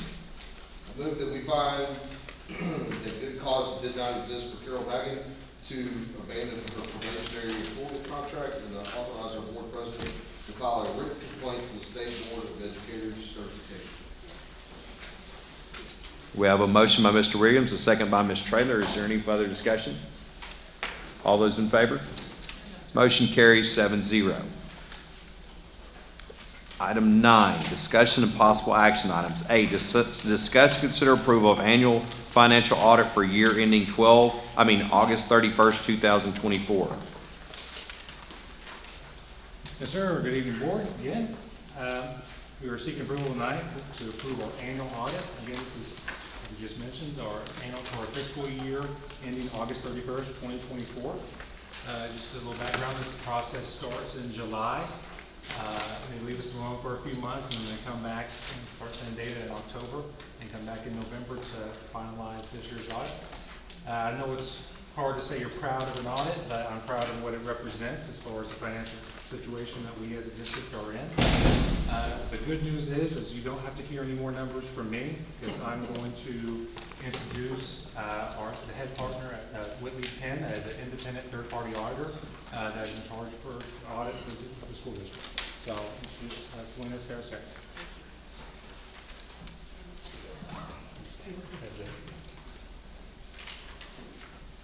Good evening, President Hagemeyer, Dr. James, and members of the board. Thank you for having me here tonight to present the results of the fiscal year 2024 audit. The purpose of our audit is to issue an opinion on the financial statements, and there's 3 types of opinions that an entity can earn. And so every entity wants to work towards an unmodified or clean opinion. And as alluded to earlier, it is a process that starts as early as the summer, and actually before July, we're in contact with Garrett, asking him questions on what has changed, not just over the financial, but also over the federal programs. When we come on site, we start looking at internal controls, gaining an understanding. We perform various internal control walkthroughs or interviews. We identify the key controls, test those controls. All of that is done in the summer. Then, as also mentioned, after the district closes its books, we come back in October-November timeframe to perform our substantive testing, which I'll describe here in a bit. All of that is to get here tonight to issue an opinion on the on the financial statements. And that what that indicates, if it is a clean opinion, that means that any entity can take it and rely on the figures. Whether good, bad, or ugly, they're true, and whether it's TEA, the grantors, or any regulatory agency.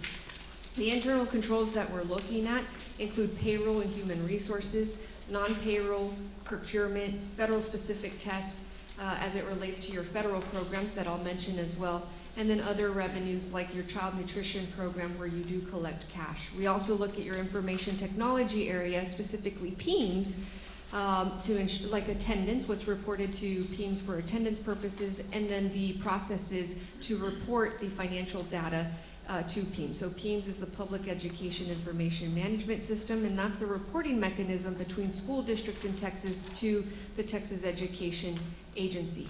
The results of these control tests tells us how are we going to design our substantive test. How much further do we have to go? We start with a simple flux analysis. What changed from prior to the current year?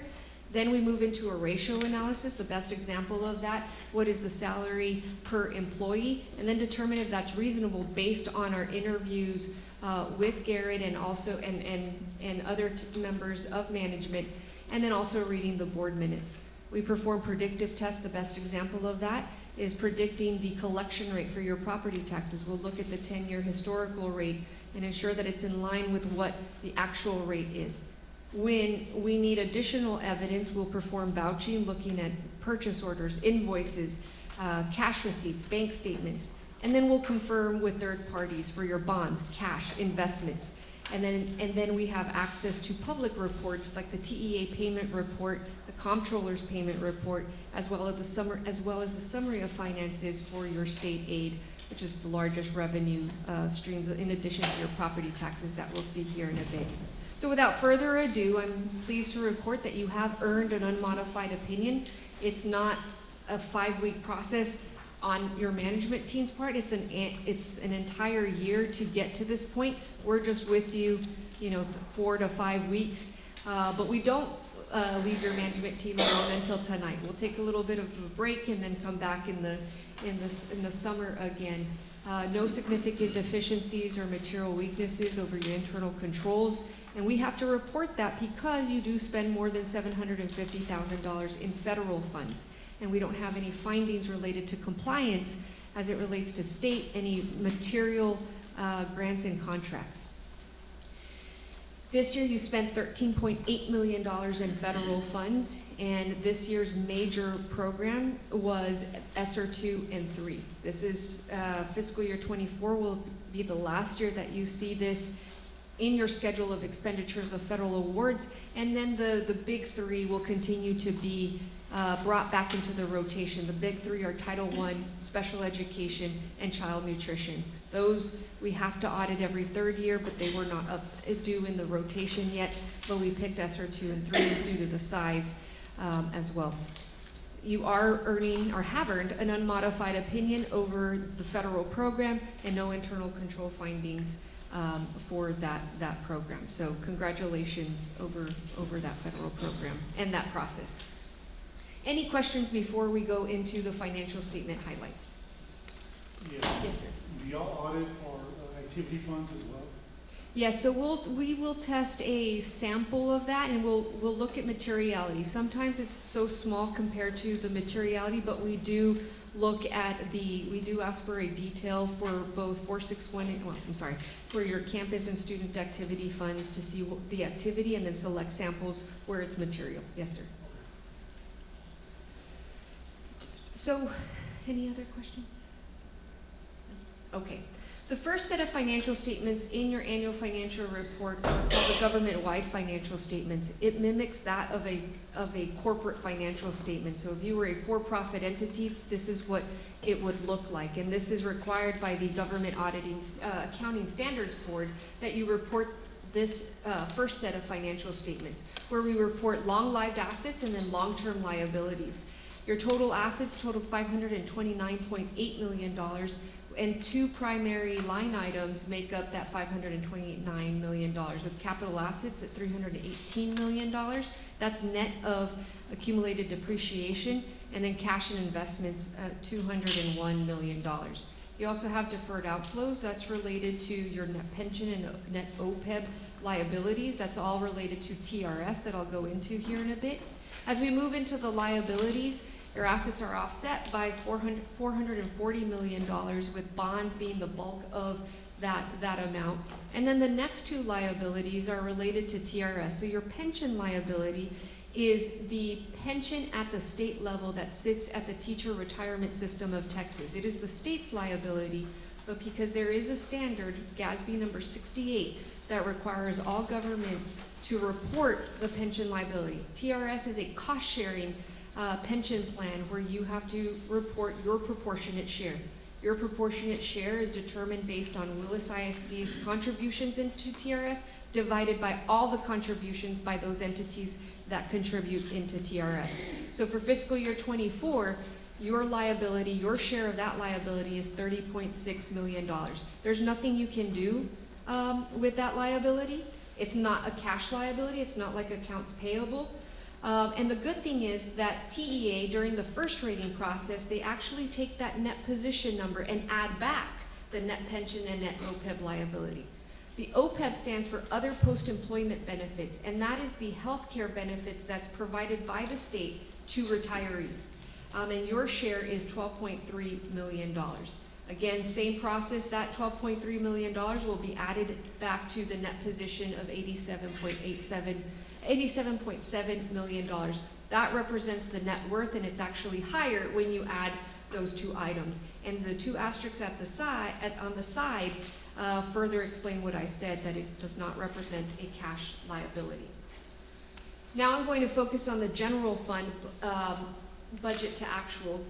And this is what you're accustomed to seeing. This is what rating agencies will really focus on. Your operating fund, how did you do? Your actual revenues of $85.5 million were $300,000 more than your budgeted amounts. And your actual expenditures of $84.3 million came under budget at $2.1 million. That variance is very low. Your other financing uses of $1 million included a transfer out to the internal service fund. And so your fund balance still increased by a little under $200,000. You basically broke even. So that internal service fund, was subsidized by the general fund by the $1 million, which it is your fund, and that was necessary. The total ending balance was $47.6 million, and within that, there's 4 categories of fund balance. So non-spendable fund balance is $1.1 million, is made up of prepaids and inventory. As the name indicates, it cannot be converted to cash, and therefore it has to sit there as non-spendable. Committed is $23 million, and that's by board resolution. There's various purposes that the board has designated, and anything to uncommit for that purpose would be done so through a board action as well. The assigned is $200,000, very small, and then the unassigned of $23.3 million is what is available for appropriations, and that is really what the Texas Education Agency focuses on, as well as rating agencies when you go out for bonds. And we'll get through that analysis here in a bit. First, we'll get through your general fund revenue analysis, and you'll see the 3 different buckets of revenue in your general fund. You'll see that your actual revenue, local revenue of $44 million, that is made up of $40 million of property taxes and then $3.1 million of interest earnings. State revenue is made up of $37 million of state aid, so your foundation school program and your available school fund, and remembering that average daily attendance, and then that formula, the state formula with property taxes is also at play. And then there's $3.6 million of TRS on behalf. What that indicates, the reason I mention it, is because it's not cash that you've received from anywhere. It's your recognition of the state contributing on behalf of the Willis ISD employees into their pension fund. That $3.6 million in revenue is offset by TRS on behalf expenditures as well. So it's a net, it's a wash to your fund balance, but it still will be included in your state revenues and then throughout your expenditures by functional category. Your federal revenues totaled $700,000, And the bulk of that is your school health and related services, or SHARS. And as Garrett mentioned earlier, we see that throughout the state of Texas. All of our districts have seen at least a 50% cut, and that is all due to a federal audit that was imposed at the state level, and then the effects trickled into the local entities, the school districts, and charter schools. Here is the breakdown of your revenue. You'll see that your property taxes still make up the majority of your revenue at 49%, and state aid makes up 46%. And then the other, as I mentioned, the bulk of that is your interest earnings at $3.1 million. And as we know, your investments have been performing better compared to the last few years. Looking at your general fund oh, I'm doing it too, sorry. I guess we're all doing it. Your general fund expenditure analysis, budget to actual by category, is also important, but I want to draw your attention to instruction and related services. The $49.6 million is $45 million, or 92% of that, is all payroll. Out of the entire $84.3 million in expenditures, $67.4 million, or 80%, is all payroll. So you're spending it on your people. And then you'll also see that we'll analyze your general admin as well, but again, the bulk of your expenditures are spent on instruction and related services at 60%. And then your student support services are at 13%. Your general admin is at 4%, and then security, monitoring, data processing, 4% as well. The second or third highest, is your facilities maintenance and operations, which is obviously all the repairs, utilities, etc., are all included in that category. Student support services also includes transportation, extracurricular activities, and any health services as well. Now, this is the analysis that the Texas Education Agency will look at. This shows that for fiscal year 24, the $23.3 million in unassigned fund balance equates to 28% of your operating expenditures. The Government Finance Officers Association says you should have at least 25%, or 90 days. TEA says, at least 75 days, which is about 21 to 22%. So you're well in that range of where you need to be, especially when TEA rates you for first rating purposes. And so you'll see that you've stayed the same compared based on your expenditures and the fund balance in last year, and you dropped some from fiscal year 2022. And so speaking to Garrett, I know there were some one-time expenditures as well that were captured in fiscal year 24, but still, you're right where you need to be for your fund balance. And the danger zone is if you're at 12.5% of expenditures. That's where there is trouble, but you're nowhere near that. Final required communications. In the summertime, we sent out letters to the board talking about the two risks that are included in all audited entities: management override and revenue recognition.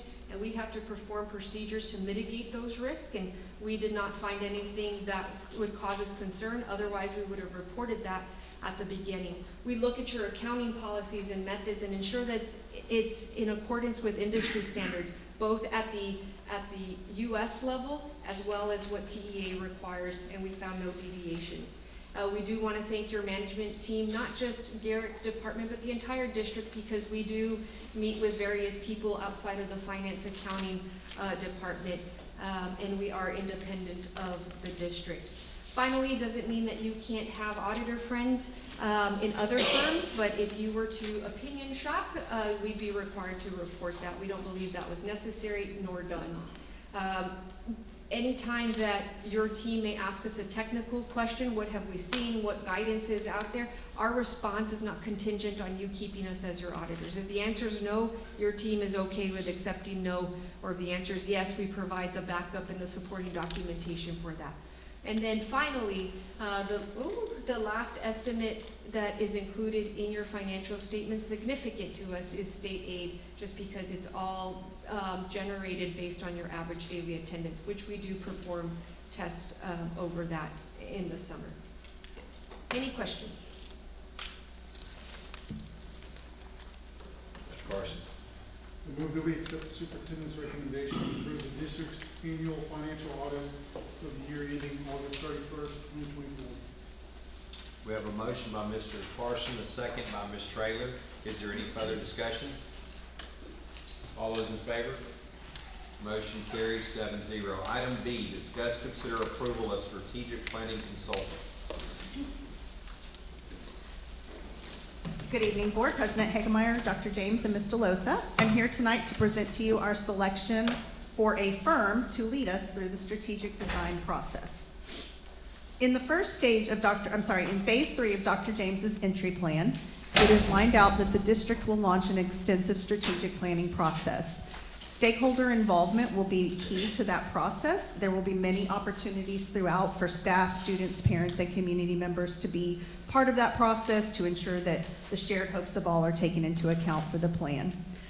We will be looking to do a 3 to 5 year plan that isn't set in stone, with a goal of board adoption by July of 25. And so it would take place throughout the entire spring semester. We will be using professional services to procure the firm, and they are on a cooperative. We obtained 3 quotes. They were from Engage to Learn, E2L, and Moat Casey. And the district, the team has selected Engage to Learn. And I'm pleased to introduce you to Taylor Hale, our Regional Account Executive, and Mitzi Richardson, Executive Director of Partner Success. And they are going to present more about the strategic planning journey that they will be leading us on. It's this forward and this is back. Yep, got it. I feel like I should mess it up because I'm just being in line with every other presenter, and I appreciate that, y'all, because I probably will mess it up. But it's a pleasure to be here tonight, everybody. Dr. James, Board of Trustees. I am Mitzi Richardson, and I work for Engage to Learn, and I am a Executive Director of Partner Success.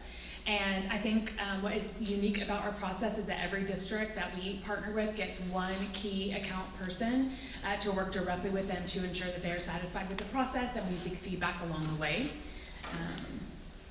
So we're going to go through. The one thing that also is very specific to our process is we want to get as much information from the district as we begin to partner as possible. So, of course, we're thinking about Willis ISD's priorities as we go through that work. We've heard evidence of that. I was actually really lucky to be at this board meeting because I've seen lots of examples of student achievement focus, governance, family and community engagement, et cetera. And so all of those things will be embedded throughout our strategic planning process.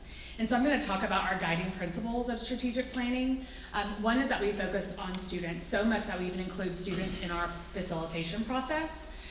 We really want to focus on aspirational goal setting. We know that it has been a little bit since y'all have had a strategic plan in the district, and so it really allows us to have like a guiding force and something that we really want to strive to with the district, and to take the amazing things that I've heard tonight and really streamline it towards those aspirational goals. Another thing that I heard tonight was including a community, and that is a tenet of our process as well.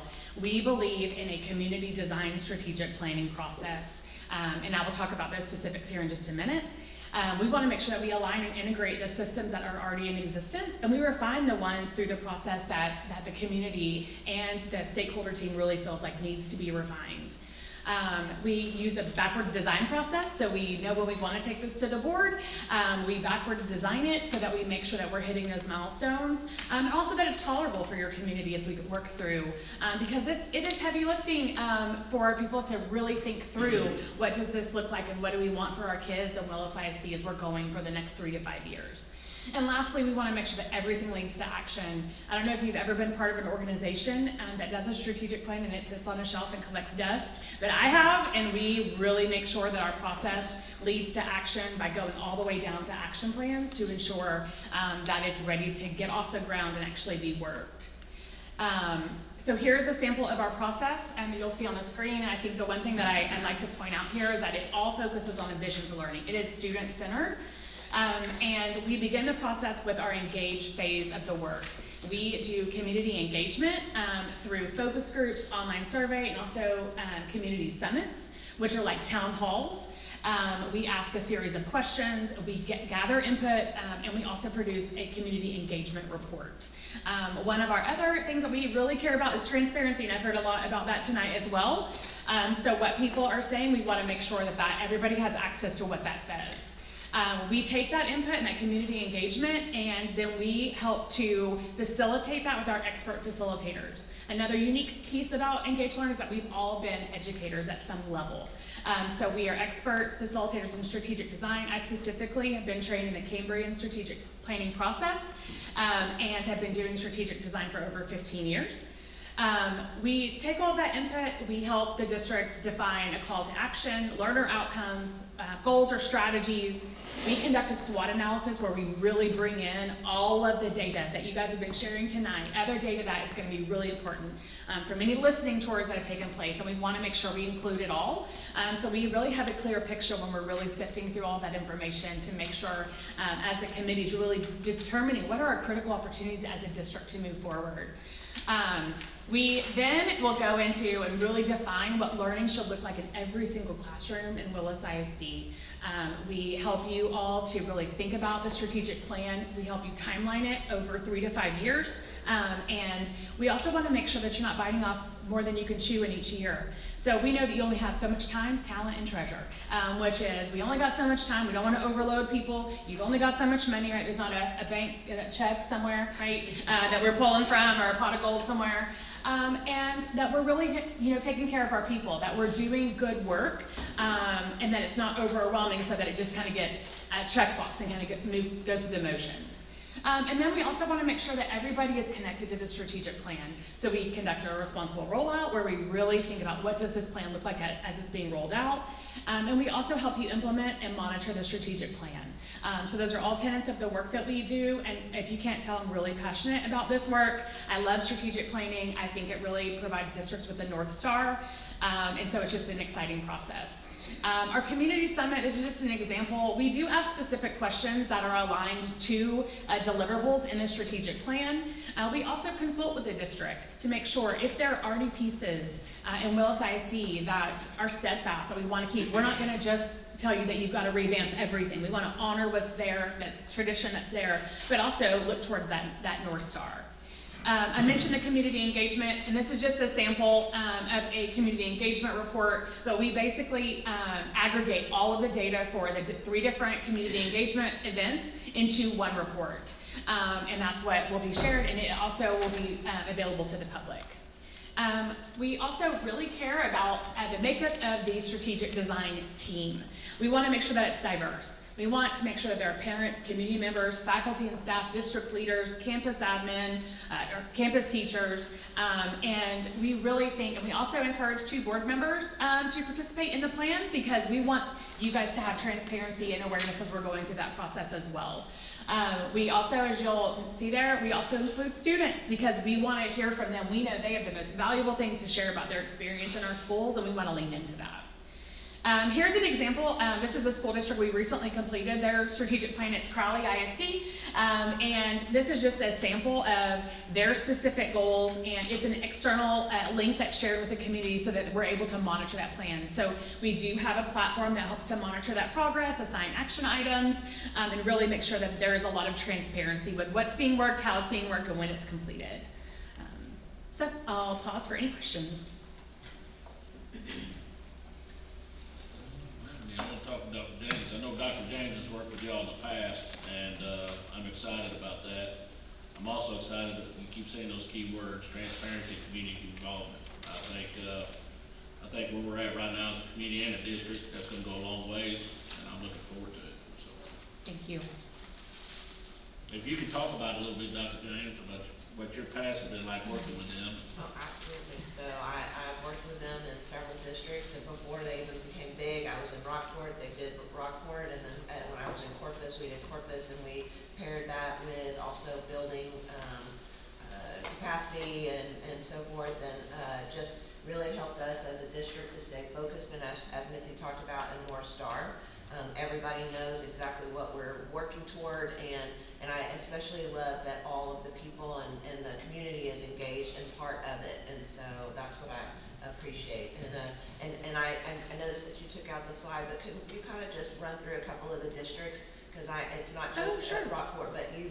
Absolutely. You spent a lot of time across Texas building, and it's really good districts that have really seen lots of growth in their students, and that's what, you know, as we talked about, one of my pillars, the very first pillar that the board, I feel like really engaged me in was academic achievement, and so if you don't mind just speaking to that. Absolutely. So I'm going to start with some local ones around you, but Aldine, Friendswood, we've done Hayes, CISD, I also Dallas, Fort Worth ISD, College Station, Crowley, Donna ISD, so also Benavides ISD, so from really, really small to really, really large.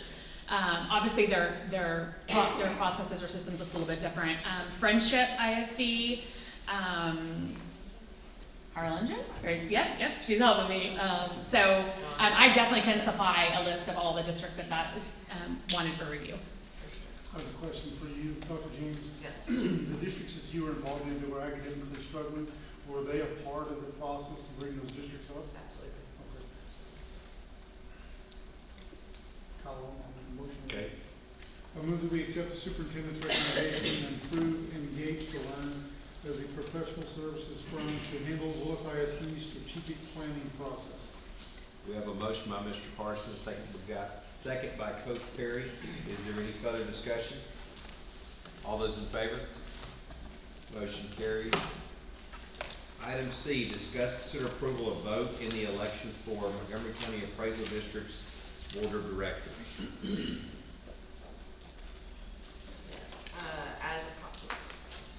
As a populous county, Montgomery County Appraisal District is now governed by Section 60301 by the Texas Property Code, and pursuant to that section, the taxing units that participate in the district in the manner described in that appoint 5 members of the district's board of directors. After the nomination period is closed, an official ballot will be mailed on or about February 14th. So.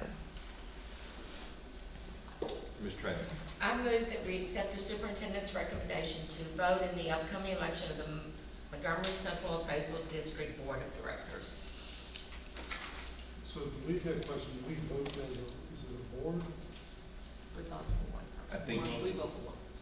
We vote for one person. One person. I don't know what I'm saying, us as the Like district. individual or is it I think as that a? the district votes. I don't believe that we each have a vote. No. All right. It will come down to terms. Yeah. I'll second. Okay. We have a motion and a second. Is there any further discussion? All those in favor? Motion carries. Item D, discuss, consider approval of memorandum of understanding between Family Houston and Willis Independent School District. Okay, so I'm back to request the approval of a memorandum of understanding between Family Houston and Willis ISD. So a little bit about Family Houston. You've got their mission and vision up there, to know that they are a United Way agency and a Better Business accredited charity. And what they are offering us is for us to be able to reinstate a program that we previously had at Parmalee Elementary. The intervention, as I explained to you earlier, it's a way that we can reinstate that and provide those services at no cost to the district. So Family Houston will be giving us a licensed professional counselor 1 day a week to provide individual and small group counseling. You can see kind of the offering of the specialized support, and it will start as soon as it is approved. And then we actually, after we went to print on this, found out that they are willing to extend it even through all of next school year upon your approval. Ms. Trader. I move that we accept the superintendent's recommendation and approve. We have a motion by Ms. Traylor, a second by Mr. Carson. Any further discussion? All those in favor? Motion carries. Item E, discuss, consider approval of verbiage for EIA policy local. All right, good evening again, members of the school board, Dr. James and Mr. Losa. I'm here to provide a brief overview of the proposed updates to our EIA policy which governs how we report grades and progress to parents. Currently, the existing policy, in-board policy, does not align with our current practices in the district. To address this, the updated policy will include 9-week grading periods and mandate interim progress reports after the 3rd and 6th weeks of each grading period, which we already currently do. These changes will ensure that our grading practices are more consistent and provide parents with timely and clear updates on student progress.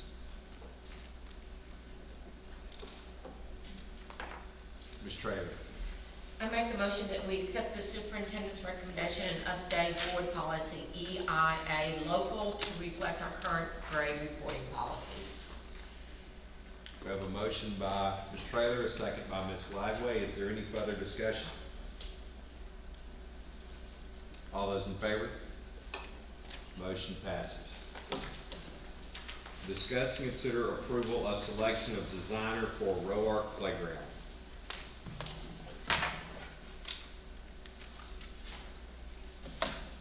Good evening, board. Dr. James. Daciana. Sorry, I dropped it. I didn't skip it. I dropped it.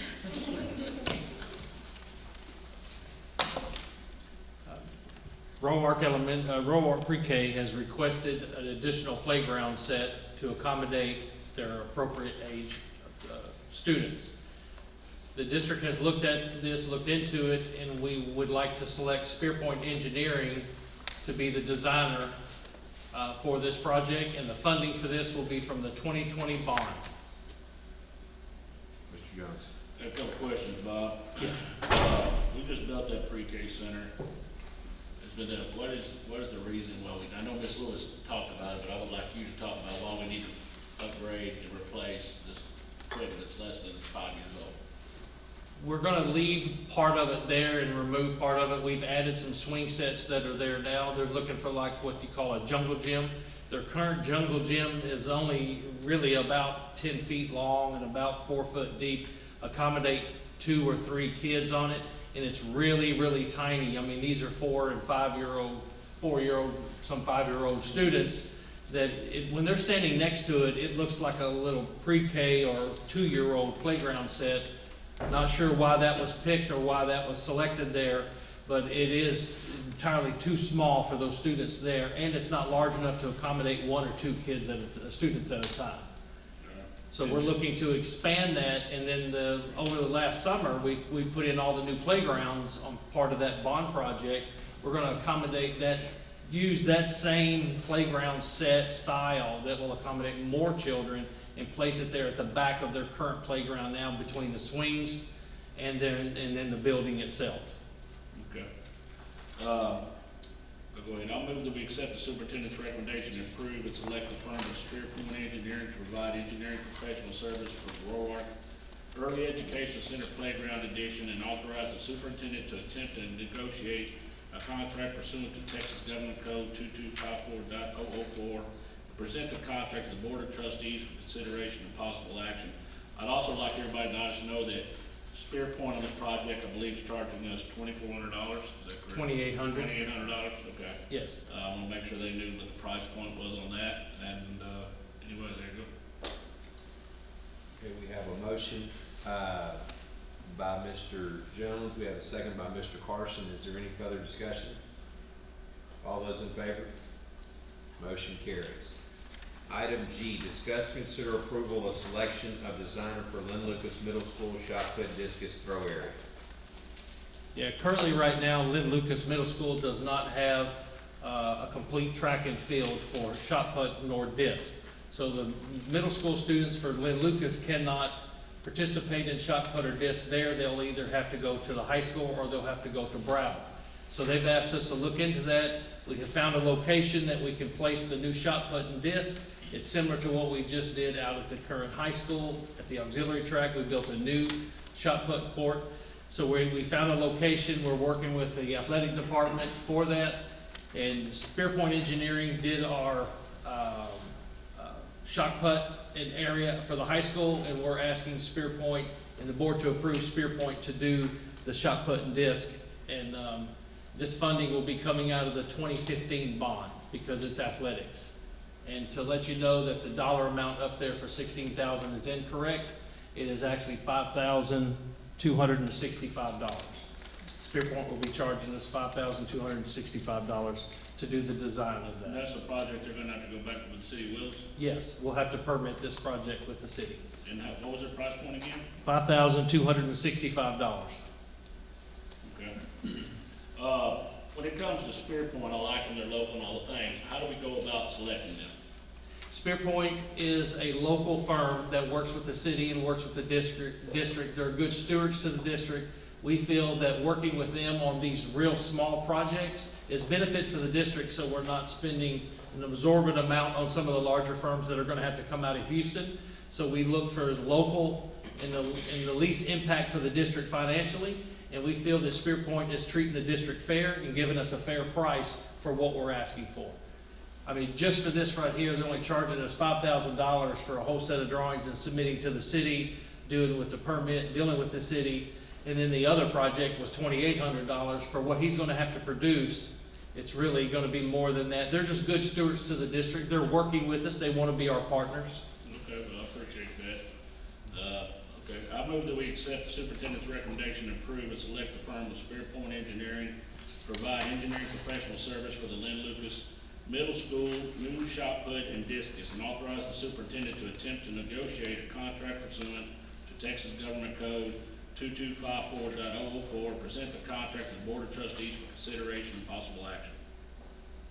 Okay. We have a motion by Mr. Jones, a second by Coach Perry. Is there any further discussion? Okay. We thought about waiting to do this, and because I know that the Lynn Lucas track needs to be resurfaced, and figuring that all into one deal, because the Lynn Lucas track is, it's terrible. I actually had a track company come out over the summertime and we walked the entire track. They're actually going to send us a repair kit that will last us another 3 or 4 years. He looked at it, he walked it. There are a few holes in it that we're looking at. We want to go ahead and patch those. They're going to actually send us those repair kits. And we feel that the track that we have now will last another minimum of 4 years. And we feel comfortable with that, of leaving it just like it is, but just doing some patching on it. We have a motion and a second. Is there any further discussion? All those in favor? Motion carries. Item H, discuss and consider approval of selecting a contractor for the CTE Ag storage containers project. Yeah, this project has been around for a little while. We've been trying to get it going for quite a while. We actually had it designed and then we put it out to bid, and the entire project was extremely over budget, and the district didn't feel comfortable spending that kind. So we re-looked at it, we revisited it, we come up with another idea. What we're going to do is place the containers there.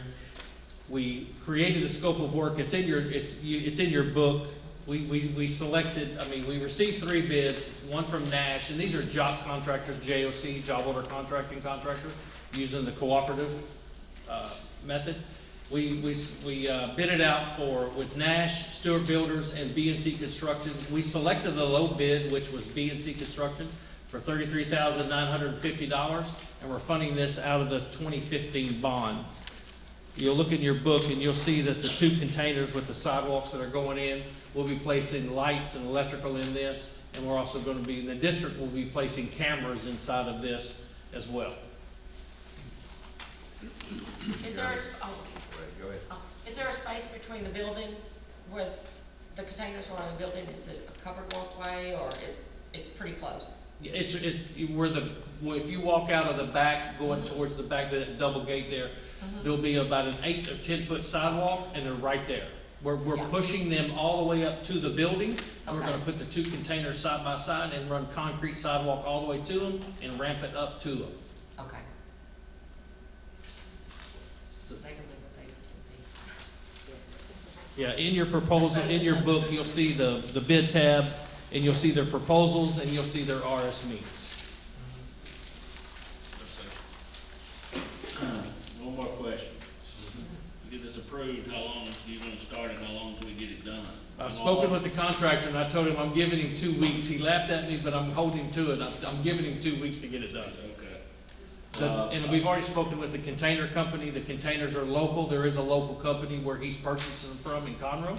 So they're sitting there waiting for them to order them, and they will be delivered, they said, next week. Once he orders them, they'll be delivered next week, get set, and then the rest is the concrete and the electrical, and that's not gonna take that long. All right, I'd appreciate also, when y'all get that set, if y'all can make sure y'all get input from Mr. Utek and Amanda out there and everybody involved to make sure that gets set up in a way that's gonna work for the kids on the inside. You know, if y'all can do that, it'd be much appreciated. I move that we accept the superintendent's recommendation and approve the selection of B and C constructors for the CTE Ag Hay storage containers presented, and authorize the superintendent issue a contract to B and C constructors for $33,950. We have a motion by Mr. Jones, a second by Mr. Carson. Is there any further discussion? Yes. When we looked at this, Bob, did we not consider putting the containers closer to where the vehicle drop-off is? Because, I mean, they're gonna run, I mean, you would figure it'd be right there to where it was easy access to where it's gonna be unloaded. Now they're gonna have to go through the facility, which, I mean, it is what it is, but I mean, you start talking about a lot of hay, and, I mean, I'm just thinking if we were to move it closer to that sidewalk, or if there was a sidewalk going from that drive all the way over there to where they're not having to go all the way through the middle, now I understand that some of it's covered while they're doing that. Do you understand? Yeah, I see what you're saying. I'll get with Mr. Utek and I'll get with the ag teacher and we'll look at it. If they choose to move it over there, we'll consider that. I mean, I'm just sitting there thinking of easy use for these kids, because I mean, they're gonna have to back the truck up, and then they're gonna have to go this way, and then they can literally. Yeah, they'll have to actually back up to the double doors that goes between the stalls and walk it through the stalls to the end and then go around. Because currently now they're putting it in that last stall there when they go all the way in. So where we'd be placing it, they would have to come through the middle all the way to the end and come back around. Yes, they would. I do think it's something that they need to look into, because it may make more sense to sit it out there where the debris dumpster is, because that way you can back the truck right up to it, unload it. Because whether you're to take square rails of hay and walk them through the barn, you're gonna make a mess every time.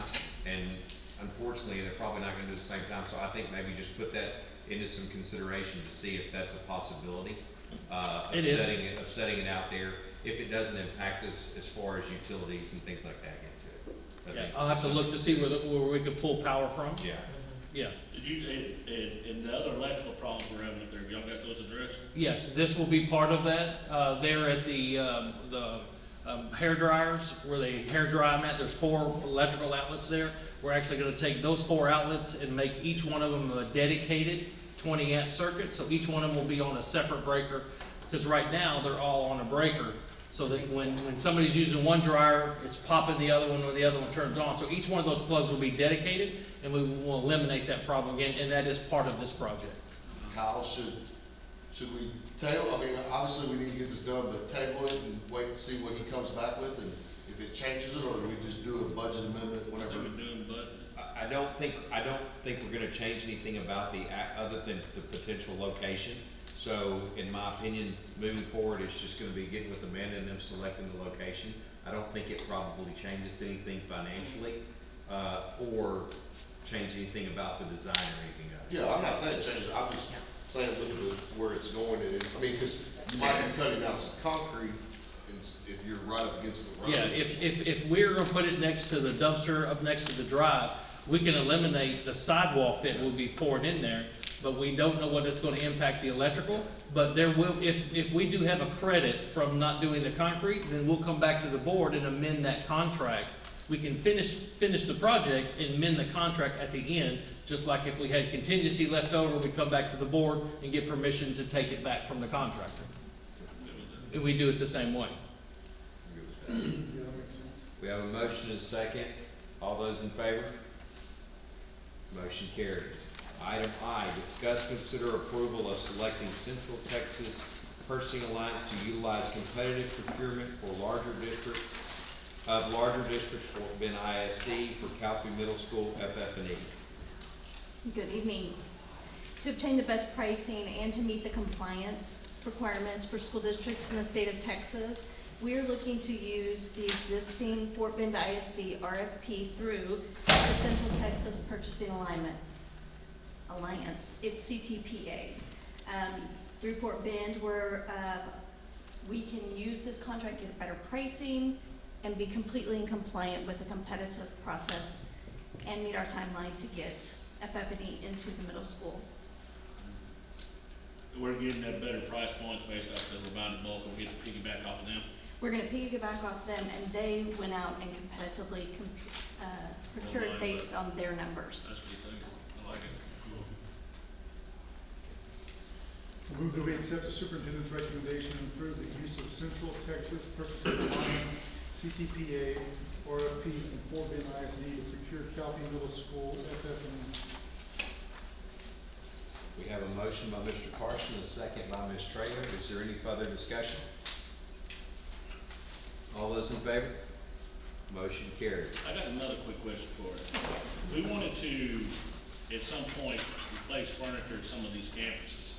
Would we be able to do it like this as well? Yes, we can use this contract ongoing, and we are going to make standards for the furniture so that anytime we need to replace a classroom, we can go to that standard and have uniformity across all campuses. That makes great sense.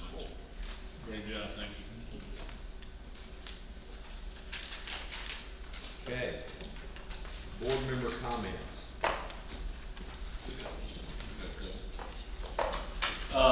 Sorry I had to cut people off tonight to stay because we went over 3 minutes. There's a couple things I wanted to make sure everybody, Tom already left. You know, a couple years ago, we started working hard, real hard. We heard the community talk about transparency. Transparency, transparency, transparency. I get it. That's what made me decide to get involved with them and get on this board.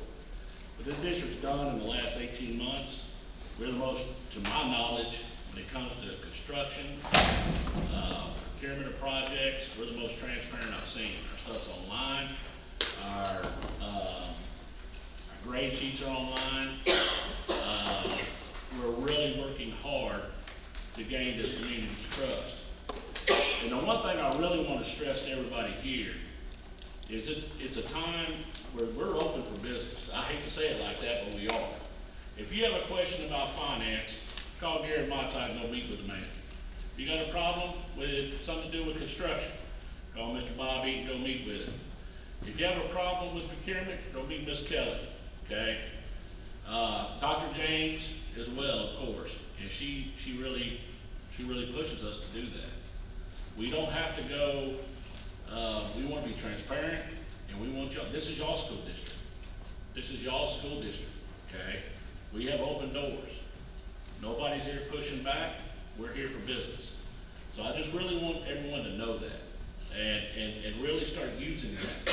You don't have to call a board member. You don't have to, you know what, call the people who do it. Call the people that are over that department and talk to them.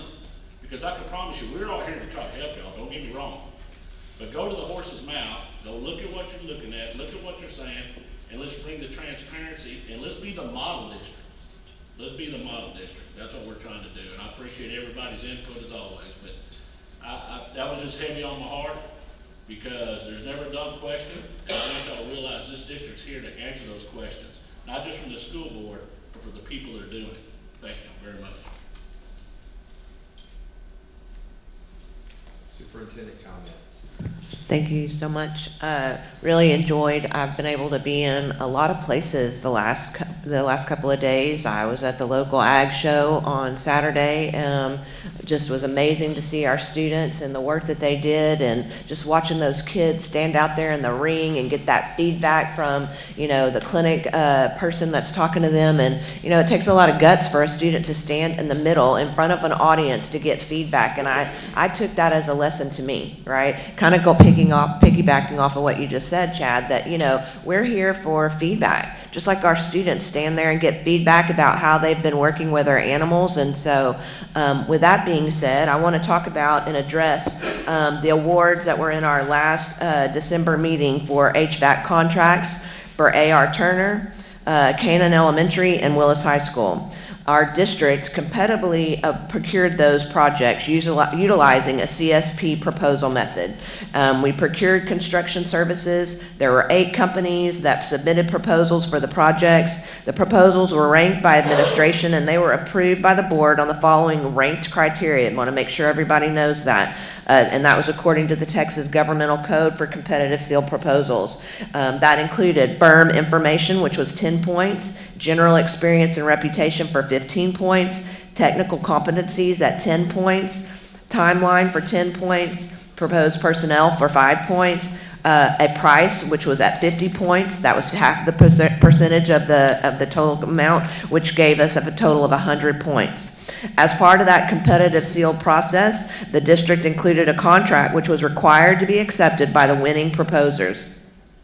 The 2 highest ranked proposers were CFI and Letsos. Initially, our district, we chose the 2 highest ranked proposers in order to diversify the work between firms. However, while we were contracting, Letsos requested a bunch of changes to our district's contract that was included in our competitive seal proposal, whereas CFI accepted the contract as presented.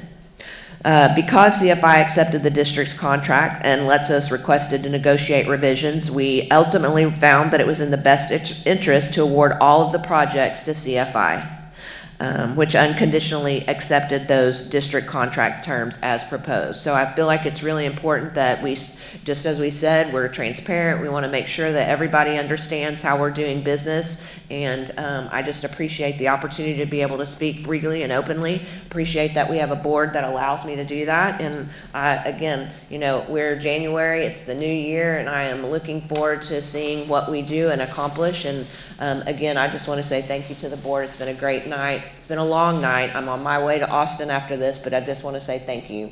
Thank you. Dashiana, I don't have the date of our next board meeting on my list. So what is the date of our next board meeting? The special board meeting is being held on January 22nd at 7:30 a.m. and the regular board meeting is being held on February 12th at 5:30. Did everybody hear that? Okay, thank you. Mr. Williams, motion to adjourn. We have a motion by Mr. Williams, a second by Ms. Traylor. Any further discussion? All those in favor? Motion carries. This meeting is adjourned. It is 9:19 p.m.